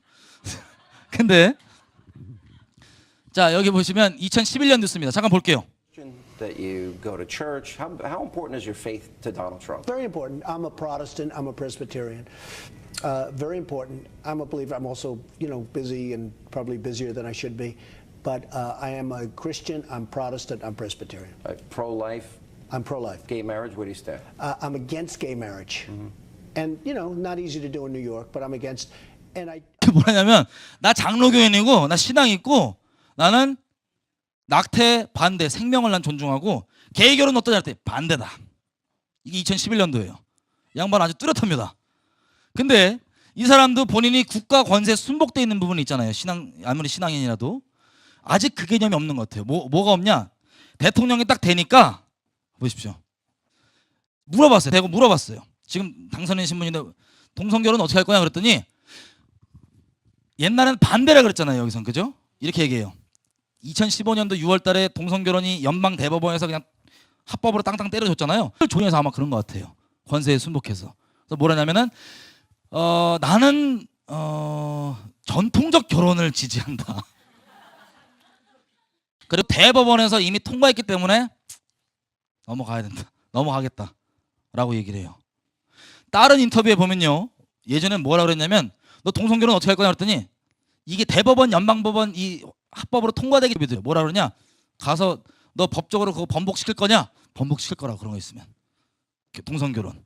지금은 당선이 됐는데 그건 이미 통과됐으니까 뭐 넘어가고 낙태는 내가 확실히 반대하겠다 이렇게 얘기를 해요. 좋은 거죠 낙태 반대는. 근데 동성결혼을 넘어가겠다는 거예요. 그러면 성경에 어떻게 기록되겠습니까? 트럼프를 아까 우리 왕들 읽었는데 중심은 있으나 산당 요건 패했으나 저건 내버려둬서 올무가 되게 하였더라. 전 기도하고 있습니다. 하나님 트럼프에게 여기 기도하는 이 참모진들이 기도한다 그러더라고요. 이 기도하는 집단이 아까 그 부통령 있죠? 정말 예정이에요. 다 기도하는 집단이에요. 그래서 뭐라고 기도하냐면 하나님 이거를 대법원 권세를 존중하는 것도 좋지만 기회가 있고 할 수 있을 때 하나님의 법에서 불법인 건 불법으로 하는 그 온전한 일치가 있게 도와주십시오. 지금 미국에서 이런 식으로 이 막 법에 당하고 그냥 세상 일이니까 내버려두자 해서 미국의 그리스도인들이 정말 신앙이 있지만 내버려뒀더니 어마어마한 피해를 받잖아요. 그래서 이제서야 눈을 뜨기 시작하는 거예요. 이게 있으면 안 되는구나. 트럼프 나왔을 때 전부 다 저거야 저거 아멘 아멘 이렇게 되는 거예요. 우리도 마찬가지입니다. 점점 주님 오실 때가 가까우니까 신앙생활과 사회 이 사회 돌아가는 현실이 별개가 아니라는 걸 우리가 피부로 느끼게 되는 거예요. 그것 때문에 여기도 막 기도하시잖아요, 그죠? 자, 그런 부분들이 다 하나님 나라를 향한 치열한 싸움들일 수 있습니다. 자, 그래서 결론적으로 이렇게 얘기하고 좀 기도했으면 좋겠어요. 30초 조금만 더 쓸게요. 죄송합니다. 출애굽기 아까 19장 우리가 쭉 읽었었죠? 그게 이스라엘과 하나님의 맺은 언약입니다. 그 언약은 너희가 내 말을 잘 듣고 내 언약을 잘 지키면 내 소유가 되고 그리고 내게 대해서 제사장 나라가 될 것이다 라고 하나님의 언약이었어요. 우리가 예수를 믿음으로 그 언약에 참여합니까? 안 참여합니까? 참여합니다. 여지껏은 하나님 나라에 대한 부분이 닫혀 있었어가지고 그냥 그 위의 절 개인적으로 예수만 잘 믿으면 되지라고 생각했는데 우리가 지금 여지껏 시간을 할애해서 본 것처럼 그게 끝이 아닌 거예요.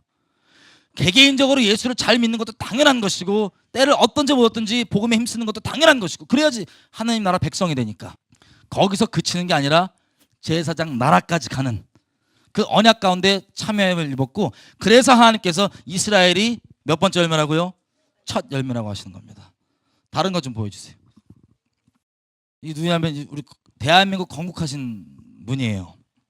이승만 대통령입니다. 논란이 많죠. 일단 이승만 이름 나오면 멍멍이부터 나오는 게 요즘 세상이더라고요. 멍멍이 자녀 그렇게 만들어놨어요. 근데 이분이 1910년도 초반에 13년도인가 쓴 책이에요. 13년도인가 미국에서 하와이에서 제목이 한국교회 핍박입니다. 여기에 보면 그 1900년대 초에 하나님께서 전 세계 기도자들로 하여금 대한민국을 무슨 어떤 기도 제목을 두고 기도했는지가 나와 있습니다. 올려볼게요. 이러한 크게 발전된 교회의 모습은 실로 복음의 드문 역사가 아닐 수 없다. 각 나라 교회에서 말하기를 하나님이 한국 백성을 이스라엘 백성같이 특별히 택하여 동양의 처음 기독교 국가를 만들어 아시아의 기독교 문명을 발전시킨 책임을 맡긴 것이라고 한다. 그러므로 이때 한국 교회를 돕는 것이 후에 일본과 중국을 문명화시키는 기초가 된다고 하여 외국의 각 교회에서는 속한 신문, 월보, 잡지에는 한국 교회 소식이 그칠 데가 없으며 교회 순례객들의 연설이나 보도에 한국 교회에 대해 칭찬하지 않는 것이 없을 정도이다. 이대로 얼마 동안만 계속하면 한국 백성의 장래 문명 자유 복락을 손꼽고 기다릴 수 있을 것이다. 아멘. 하나님께서요 천주교 선교 역사 빼놓고 이 1800년대 말부터 하나님께서 소중한 자기 사람들 이 땅에 보내주십니다. 토마스 선교사 순교부터 해서 존 로스의 이 누가복음 번역해서 말씀 들어오고 일본에서부터 이렇게 복음이 들어오고 여러 가지 모양으로 말씀이 들어오게 하셔서 씨앗을 하나님께서 심으시고 그 다음에 아무리 심어도 자라게 하시는 주님이시죠. 열방 가운데 유례 없는 원산 부흥으로부터 조짐이 보이더니 평양 대부흥으로 터뜨려 주신 거예요. 빵.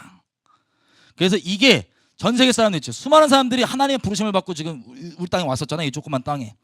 이 사람을 통해서 소식들이 전해지고 열방 교회를 하나님께서 성령께서 뭐라고 기도시키시냐?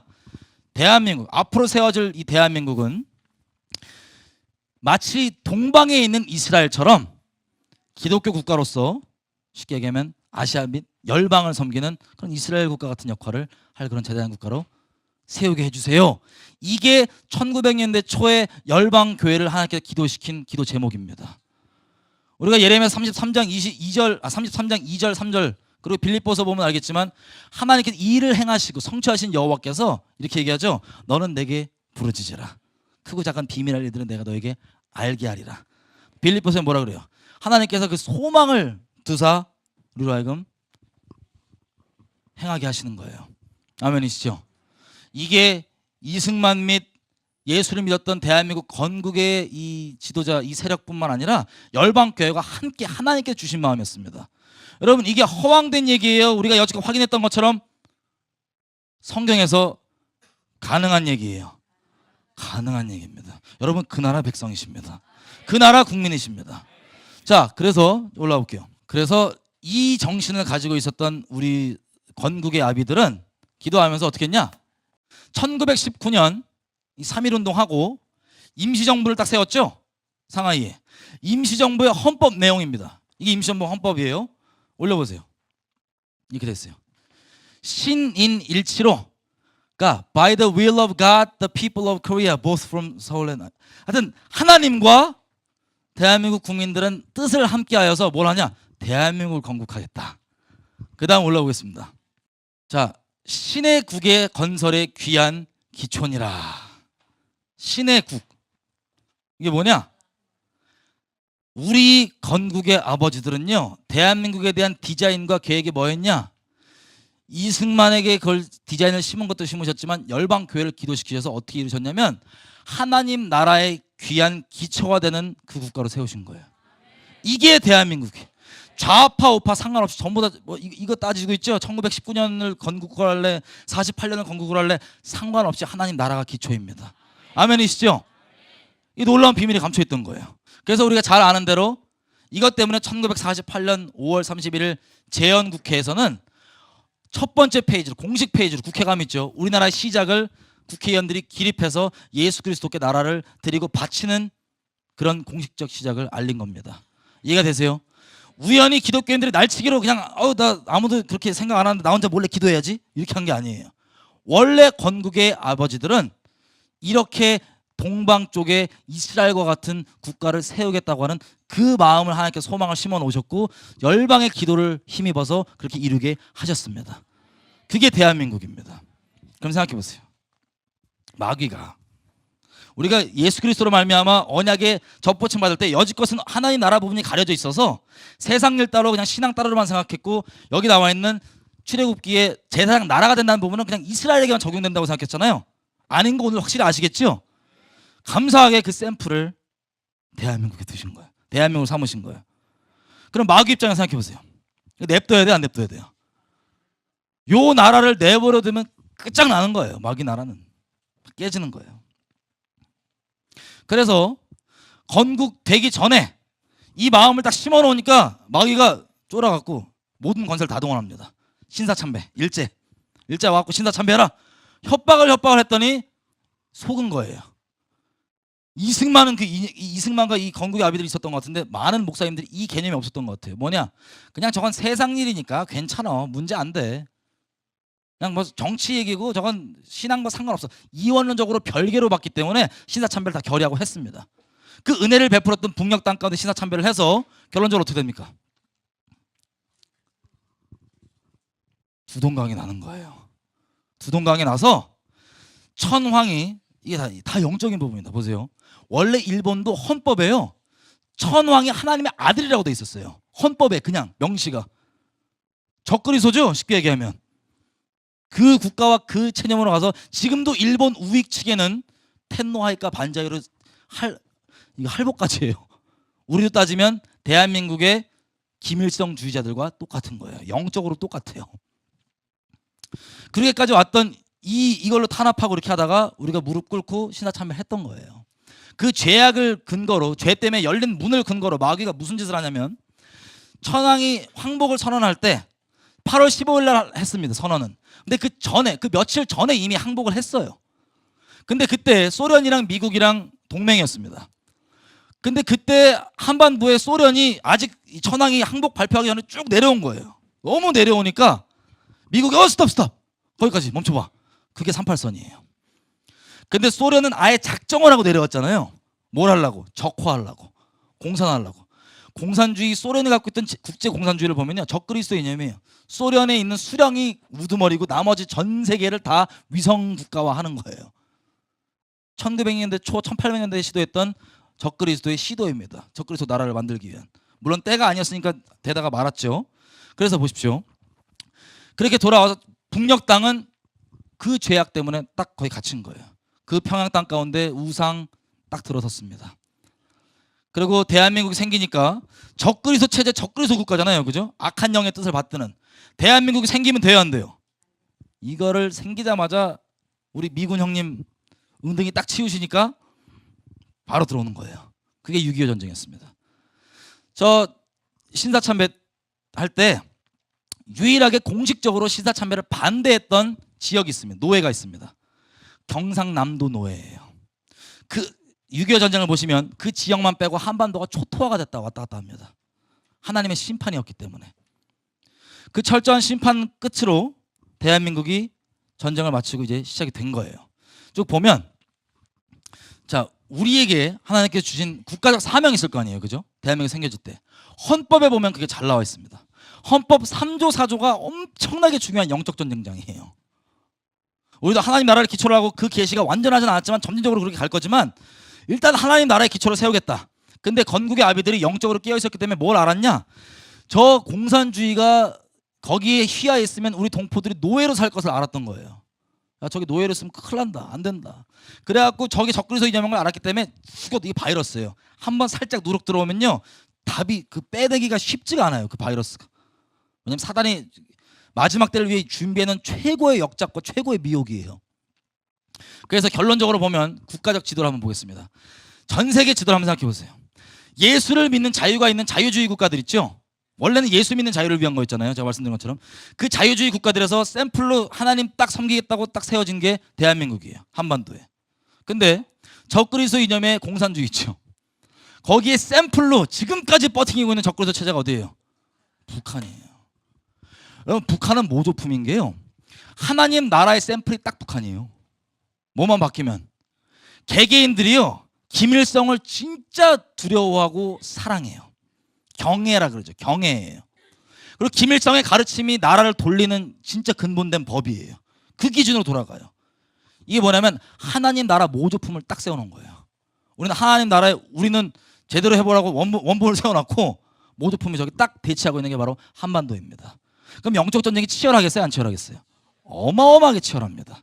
왜 그러냐? 생각해 보세요. 우리가 나중에 성경에 보면 적그리스도가 온대. 언제 누구야? 그러죠? 북녘 땅은 이미 적그리스도 체제를 살고 있어요. 마지막 때를 살고 있다고요. 저기는. 하나님을 김일성으로 안 여기면 김일성을 하나님을 안 여기면 3대를 잡아 죽여요. 적그리스도 체제예요. 적그리스도 나오면 딱 나오는 첫 번째가 뭐냐? 영적으로 예수님이 그러죠. 마태복음 24장 처음에 마지막 때 어떻게 하냐? 징조가 뭐냐? 그랬더니 사람의 미혹을 받지 않도록 주의하라.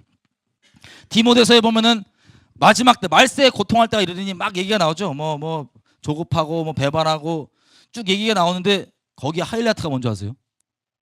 경건의 모양은 있으나 능력은 부인한 자다. 그럼 다시 얘기하면 말세의 적그리스도 세력 경건의 모양이 있단 소리예요? 없단 소리예요? 있단 소리예요. 누굴 보면 되냐? 바리새인들. 바리새인들은 경건의 모양이 흠이 없게 있었는데요. 예수님이 딱 오니까 어떻게 해요? 예수님을 잡아 죽여버린 적그리스도 세력이에요. 근데 유대인들 입장에서는요. 흠이 없는 아주 존경받을 종교 지도자리라고요. 마찬가지로 지금 이때도 그 동일한 미혹이 있을까요? 없을까요? 있습니다. 그 치열한 영적 전쟁이에요. 그래서 마귀는 이 대한민국이 한반도에 태어나기 전부터 치열하게 이 지금 싸움을 하고 있고 이 싸움이 아직도 안 끝났다고요. 언제 끝나냐? 헌법 3조 4조에 명시된 우리의 사명이 끝날 때 끝날 겁니다. 일단 그 헌법이 뭐냐? 우리의 영토를 딱 정해놨어요. 뭐냐면 한반도는 영토를 한반도 전체랑 이 부속 딸려있는 섬들까지 다 한반도라고 한다. 그럼 북녘 땅은 대한민국 영토예요? 아니에요? 북녘 땅 대한민국 영토예요. 그리고 4조 이 영토인데 지금 북녘 땅에 지금 적그리스도 세력에 지배당해 있잖아요. 헌법엔 그걸 이 사람들이 건국 세력 때 알았지만 적그리스도 쓰진 않았어요. 모든 사람이 알아들 수 있게. 뭐라고 했냐면 4조에 통일을 해야 되는데 자유민주 질서에 입각한 통일을 평화적으로 한다. 여기서 평화가 중요한 게 아니에요. 자유가 선언되는 게 중요합니다. 이걸 어떻게 할 수 있냐? 이 내용들이요. 그냥 기록을 이렇게 놨지 이 사람들이 실제 이승만과 이런 사람들 발언을 그 당시 다 들어보면 아주 뚜렷한 목적이 있어요. 휴전을 했잖아요. 전쟁 중에. 휴전 협정을 보면 대한민국은 사인을 안 했어요. 왜 안 했냐? 우리 땅에서 일어난 전쟁인데 왜 사인을 안 했냐? 주권이 없어서가 아니에요. 뭐라고 했냐? 이대로 미국은 피해가 많아갖고 무조건 빠지고 싶은 거예요. 얼떨결에 지금 코 껴갖고 막 싸우다 보니까 왜 싸운지 모르겠어. 막 싸우다 보니까 낚인 거예요. 막 싸우다가 이러다가 이제 너무 많이 죽으니까 나 집에 갈래 그래갖고 집에 가는 거예요. 집에 가려고. 근데 이승만이 붙잡고 계속 잡아요. 네가 기독교 국가인데 저 사람들 내버려두면 다 죽는데 어떻게 할 거야? 명분은 없고 가지 못하고 미치겠는 거예요.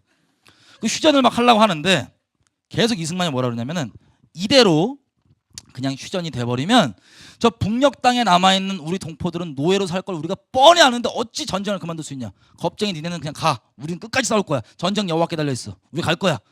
그래갖고 막 사람들이 북진 통일 깃발 들고 나오고, 지금은 이 단어 쓰면 거의 극우가 돼 있는데요. 그 당시에 대한민국 사람들이 그 정신을, 왜냐면 지도자가 살아서 그 정신을 풀어주니까 라디오나 연설들로 정신을 갖고 북진 통일, 우리 북한 해방 뭐 이걸 들고 있었어요. 이게 헌법 3조 4조에 담겨있는 국가적 사명입니다. 다시 얘기하면 자유를 선언했던 거예요. 근데 현실적으로 휴전할 때 이렇게 돼갖고 결국에는 휴전이 되게 됐죠. 그때 이제 주한미군이 공짜로 기한은 영원토록 우리를 지켜주는, 그리고 덤으로 우리도 니네를 지켜줄게, 요걸로 아주 평등한 조약으로 이게 된 거예요. 그렇게 휴전이 됐습니다. 그러면 휴전할 때요, 이승만이 이런 성명을 내요. 북한 동포들이요, 조금만 더 버티십시오. 우리는 당신들을 잊지 않았습니다. 북한 동포들과 우리 국군 포로들이 조금만 기다리십시오. 우리가 곧 데리러 갈 겁니다. 이게 대한민국의 갈망이었어요. 이 대한민국 건국 정신이었어요. 하나님께서 주신 국가적 사명이었어요. 근데 그 이후로 너무나 못 살았기 때문에 현실적으로 먹고 사는 게 급했죠. 그래서 먹고 사는 거 이렇게 하다가 결국에는 우리가 잘 먹고 잘 살게 됐는데 묵시를 잃어버려서 백성이 방자에 행하는 거예요. 왜 잘 먹고 잘 살아야 되는지를 까먹은 거예요. 더더구나 중요한 것은 이것만 딱 보고 기도하겠습니다. 끝났어요. 예레미야 34장 보지 마세요. 시간상 제가 읽어드릴게요. 우리는 자유를 선언해놨단 말이에요. 그죠? 남유다가 멸망을 당할 때 보면 특이한 점이 있습니다. 북이스라엘과 남유다가 하나였을 때 솔로몬이 죄를 져요. 그죠? 하나님의 언약을 배신합니다. 그래서 나눠져요. 남과 북으로. 근데 북이스라엘도 예루살렘 와서 같이 예배를 드려야 되는데 괜히 정치적으로 여기 보내면 안 될까봐 금송아지를 베델과 단에 딱딱 세워요. 그래서 우상을 섬기는 국가로 시작합니다. 북이스라엘이. 이렇게 시작을 하는데, 자, 선지자들 하나님께서 보내시죠. 북이스라엘에. 내용은 딱 정해져 있어요. 뭐냐? 언약에 따라서 너희가 이렇게 하면 이렇게 된다. 제발 돌아와라. 이런 내용입니다. 그 내용이 뭐냐? 레위기서 26장에 보면 언약을 배신할 때 이런 저주가 따라온다고 나온다. 첫 번째 저주가 이렇게 돼 있어요. 너희가 나를 언약을 배신하면 첫째로 너희를 미워하는 자가 너희를 다스리게 될 것이다. 북녘 땅 그렇죠. 그죠? 그럼에도 불구하고 너희가 회개하지 않는다. 그러면 너희의 땅이 소산을 내지 않을 것이다. 북녘 땅이 딱 그렇죠. 이스라엘도 똑같이 그랬습니다. 그 다음에 그래도 돌이키지 않으면 너희가 너희 자녀를 잡아먹을 것이다. 북녘 땅이 그러고 있죠. 그럼에도 불구하고 돌이키지 않으면 마지막 저주가 남아 있어요. 그 마지막 저주가 뭔지 아세요? 내가 너희를 열방에 흩어버릴 것이다. 전쟁으로 디아스포라 만드는 거예요. 남유다가 먼저 샘플로 그 언약대로 하나님께서 계속 경고하시지만 언약의 순서대로 11개 다 나오죠. 엘리사 때까지 마지막 자비의 통로였어요. 그 사람들이. 그렇게 돼갖고 자식 잡아먹고 뭐하고 결국 아수르에 끌려갑니다. 그래갖고 사마리아인이 되는 거예요. 근데 남유다가 좀 남아있잖아요. 좀 더 길게 남아있거든요. 이때 남유다 애들이 착각을 하는 거예요. 여러분, 북녘 땅에 저렇게 된 이유가 우리가 하나님과 봤다시피 우리 국가도 언약 맺은 국가예요. 우리가 인식을 못했을 뿐이지만 하나님과 언약 맺은 그런 국가인데 언약을 배신하니까 그 저주가 언약이 기록된 대로 북녘에 그대로 일어나고 있는 거예요. 근데 남한은 그래도 좀 아직 안 일어났잖아요. 그죠? 남유다는 똑같습니다. 남유다도 조금 더 버텼어요. 하나님께서 에스겔 뭐 예레미야 등등 선지자를 보내셨건 무슨 얘기를 하시냐 이렇게 얘기해서, 남유다야, 내가 저 패역한 자매 북이스라엘 간음하고 가증이 여기서 내가 이혼 증서까지 갖고 떼줘갖고 언약의 저주 그대로 저렇게 박살나는 걸 네가 보았으면 너라도 나를 경외하고 두렵게 여김으로 내게 돌아와야지. 그대로 더 심하게 하냐. 사실은 저 북이스라엘보다 네가 훨씬 악하지만 내가 다윗에게 한 그 언약을 기억하기 때문에 계속 지금 붙잡고 있는 거다. 기회를 주는 거다. 네가 훨씬 더 악하고 네가 가증히 여기는 이방보다 네가 훨씬 더 악독하다. 이게 남유다 상태였다고요. 그렇게 이 얘기를 하고 하는데 안 듣죠. 안 듣다가 하나님이 자비가 너무 많으셔서 바벨론 한 번 쳐들어온 거 아니에요. 몇 번 쳐들어왔어요. 그러면 예레미야나 이런 이 선지자들이 야 전쟁 난다 회개하라 얘기했으면 아유 설마 그러고 딱 전쟁이 바벨론에 쳐들어왔으면 회개해야 안 해요. 안 해요. 인간들이 완악해갖고. 왜? 거짓 선지자들이요, 야 죄 있어도 괜찮아. 하나님 우리 사랑하셔. 야, 여기 성전에 여호와 이름 박혀 있는데 설마 우리 치겠냐? 걱정하지 마. 이런 식으로 거짓 평화를 계속 얘기하는 거예요. 돌이켜야 되는데. 그래서 몇 번째, 세 번째였죠. 세 번째 3차 바빌론 포로 끌려갈 때가 마지막 남유다 멸망하기 직전입니다. 그때 왕이 바빌론이 이미 한번 와서 지네 왕을 세웠어요. 시드기야로. 야, 우리 꼭두각시 왕 해. 그게 시드기야 왕이에요.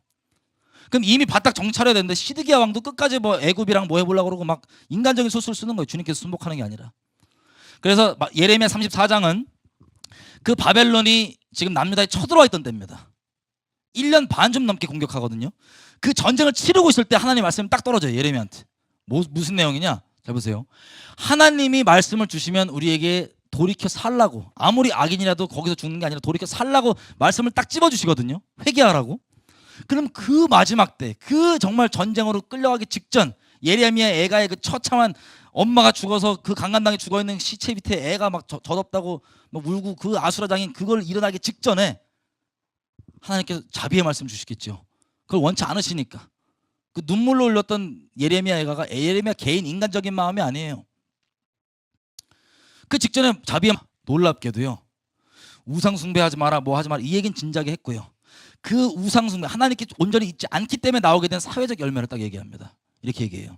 시드기야랑 니네가 내 앞 하나님 얘기하시는 거, 내 앞에서 너희 동포들을 노예로 삼지 않고 노예된 너희 동포들을 자유케 하겠다고 약속하고 언약한 바가 있다.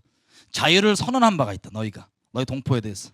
근데 내가 그래서 기뻐했지만 너희가 그 자유 선언을 번복하여서 다시 너희 동포들을 종으로 삼았다. 그랬기 때문에 내가 칼을 선언해줘서 너희를 마음껏 죽일 자유를 칼들에게 선언할 것이고 너는 열방으로 흩어질 것이다. 이렇게 얘기해요. 전쟁 중에 그렇게 살길 원하시는 그 속에서 긍휼히 불타시는 하나님께서 공의로우시지만 그걸 얘기하시는 게 뭐냐면 자유 선언을 번복했지 않냐 이 얘기예요. 이게 그렇게 중요했던 거야 하나님께. 우리나라도 마찬가지입니다.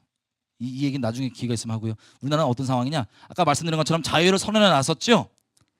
근데 번복이 됐어요. 먼저 정치 얘기하는 거 아닙니다. 6.15 선언, 14선언이라고 하는 북한과 맺은 언약이 있어요. 우리나라 국가적으로.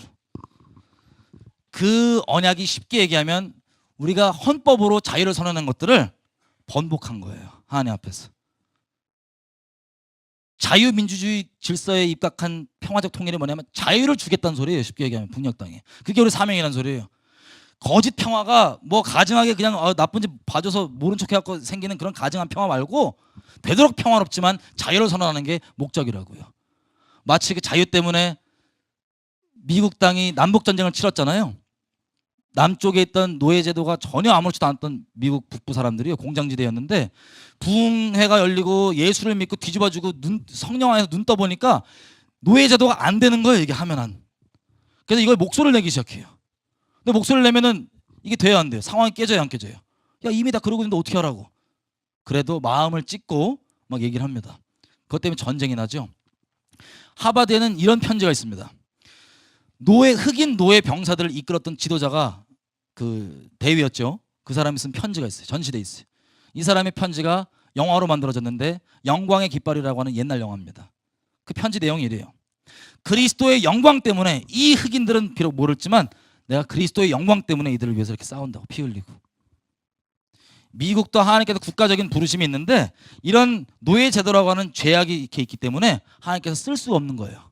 그래서 부흥으로 북부에서 나게 하시고 목소리를 높이게 하심으로 이 불법을 불법으로 하게 하시고 이것 때문에 당연히 하나님께서 화평을 주러 오신 게 아니기 때문에 이 진리를 얘기하면 분쟁이 생길 수 있죠. 이 분쟁 때문에 남북전쟁이 난 겁니다. 분명일지 모르지만 주님께 그렇게 삶을 들어서 막아서는 자로 성벽을 쌓는 자로 섰겠다는 그 중보자들의 삶을 받으시고 피를 받으시고 노예제도를 제해해 주세요. 그제로부터 1800년대 말 1900년대 초부터 열방 가운데 선교 국가로 원래 부르심을 감당합니다. 우리도 그 혜택을 받았고요. 대한민국도 마찬가지입니다. 우리에게 재앙이 임박해 있습니다.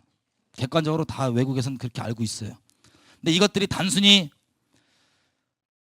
그냥 몇 사람 기도해서 되면 정말 좋겠지만 제가 원인을 분명히 말씀드린 것은 여러 가지가 있지만 이 수많은 적그리스도 체제 앞에 있던 종교적으로 흠이 없는 분들을 통해서 흘러온 미혹들 때문에 한국 교회들도 그렇고요. 이 세상도 그렇고요. 막상 저 적그리스도 체제는 사랑으로 보고 눈이 가려져 있고 사랑이라는 명분으로. 그리고 막상 무엇을 지켜야 되는지, 무엇을 대적해야 되는지, 무엇을 위해 싸워야 되는지, 무엇을 위해 기도해야 되는지를 좌우, 보수, 진보, 친일, 청산, 종북, 몰이 등등 여러 가지 세상에 똑바로 못 보게 하는 프레임들을 딱 사단이 만들었고 그걸 통해서만 보게 하는 거예요. 헷갈리기. 우리는 좌도 아니고 우도 아니에요. 우리는 하나님 나라예요. 이 치열한 영적 전쟁 가운데 있는데 이 쟁점은 북녘 땅에 대한 자유 선포입니다. 자유 선언입니다. 지금 저렇게 촛불로 법치를 깨는 하나님 나라에 이 점진적으로 나가서 우리가 법치를 완성했죠. 민주화 운동이라고 하면서 법대로 되게 함부로 못하게 그거를 역으로 깨먹고 가는, 그리고 사실이 아닌 거짓말들을 의해서 선동돼서 가는 그런 게 아니라 북녘 땅에 있는 동포들을 위해서 나아가는 이것. 예레미야 5장 1절 네가 넓은 거리로 나가서 누구든지 진실과 공의를 행하는 자를 한 명이라도 찾으면 내가 이 도시 용서해 주겠다. 이게 지금 우리 가운데 상황입니다. 대한민국이 디아스포라 전쟁으로 인해서 마지막 남아있는 언약대로, 그냥 우리가 산발적으로 던지는 게 아니고 성경에 기록되어 있는 대로예요. 남아있는 저주가 그거예요. 디아스포라로 흩어지느냐 아니면 하나님께서 예비하신 그대로 정결하게, 아무리 코너에 몰린 것 같지만 주님께서 정결하게 하시면 단번에 할 수 있는 능력의 하나님이시기 때문에 우리 정결하게 해서 갈 수 있느냐, 이 기록 가운데 있습니다. 이 국가적 비밀과 사명을 알게 된 여러분들이 같이 기도해 주셔야 됩니다. 저 정치 얘기한 거 아니에요. 그리고 이 세상에 말하는 정치와 신앙이 따로로 전 이래서 안 보입니다. 이해가 되세요? 근데 전 세계에서 하나님께서 메시아 연방을, 메시아를 섬기는 연방을 만들기 위해서 지금 아프리카에서도 그렇게 국가적으로 일어나고 있고요. 대한민국은 동방에 그 샘플 하나님께서 심어 놓으셨고요. 이스라엘만 딸랑이 있는 게 아니라 첫 열매인 뿐인 겁니다. 저는 지금 이 모든 나라에 무너져 있는 상황들을 보면서요, 심령이 정말 깨지고 막 가난해져요. 심령이 가난하면 천국이 뭐 네 거라 그러면서요. 심령이 너무나 가난해져요. 갈수록. 예, 주님 다시 오심을 기다리는 게 그냥 개인적 차원이었거든요. 근데 지금은 개인적 차원이 아니에요. 여러분, 우리가 어렸을 때 누가 안 가르치셔도 위대한 사랑을 알았어요. 존재적으로. 받아도 끊지 못하는 아기 때 그 위대한 사랑. 근데 살면서 그게 없다고 생각하다가 나오니까 그게 사랑이 있었잖아요. 그죠? 그것 때문에 우리가 뒤집어지는 거예요. 굳이 설명을 하면. 마찬가지로 하나님 나라는 어렸을 때 여러분들이 인식하건 인식하지 않건 여러분들도 나라를 꿈꿨습니다. 아주 순수했을 때. 완벽한 왕이 이끄는 나라. 성경은요, 정교 분리를 얘기하지 않습니다. 신정, 정교가 아니죠. 그냥 신정 국가예요. 근데 여지껏은 사람이 죄인으로서 권세를 잡을 때마다 완벽하지 않았기 때문에, 예수가 아니었기 때문에 그렇게 맨날 깨져서 우리가 정교 분리라고 하는 이 틀을 갖고 있지만 성경은 정교 분리를 얘기한 적이 없습니다. 하나님 나라입니다. 같이 좀 기도했으면 좋겠어요. 우리가 어릴 때 꿈꿔왔던 그 선한 왕이 다스리는 좋은 나라 있죠. 우리가 죽으면요, 저기 뭐 이상한 유령처럼 막 하늘나라에 날아다니는 게 아니고요, 이 나라를 하나님과 다스립니다. 흔히 세상에서 얘기하는 유토피아 이쪽에 있을 줄 알고 막 적그리스도가 속였던 그 하나님 나라를 우리가 어렸을 때 꿈꿔왔던, 누가 안 가르쳐도 갈망이 있었던 선한 왕이 있다, 다스리면 다 행복하다, 이게 하나님 나라입니다. 그거에 대해 우리가 중심으로 계속 그렇게 따라가고 주님 오실 때 이게 완성이 되는 겁니다. 모든 나라를 주고 그렇게 중심으로 들였던 그 사람들과 하나님께서 나라를 다스릴 겁니다. 오늘 나눈 내용이 좀 생소할 수도 있어요. 하지만 중요한 것은 뭐냐면, 이해하든 상관없이, 이해 못하든 상관없이 한 이 땅 가운데 이렇게 무너진 꼴들을 보니까 나 하나님 나라가 갈망됩니다. 예전에 그냥 하나님, 예수님 오시는 게 개인적 차원이었는데 지금은 이게 따로가 아니에요. 하나님 나라 임하십시오. 하나님, 이 부정과 불의와 부패와 거짓말과 패역함과 이 의롭지 못함과 이것들을 보니까 막 심령이 가난해지는 거예요. 예수님, 그 나라로 임하십시오. 예수님, 개인적으로 나 주님의 신부 맞지만 왕이신 예수님이여, 이 나라 가운데 이것을 보십시오. 주님 나라가 목마릅니다. 주님 그 의에 목마릅니다. 의에 줄입니다. 이 치열한 것 가운데 하나님만이 우리를 온전케 할 수 있습니다. 나 이 땅 가운데서 주님 주신 그 촛대를 갖고 기꺼이 열심히 달리겠지만 주님 임하십시오. 나라를 임하십시오. 우리 주여 한번 하나님 나라를 구하며 기도하셨습니다. 주여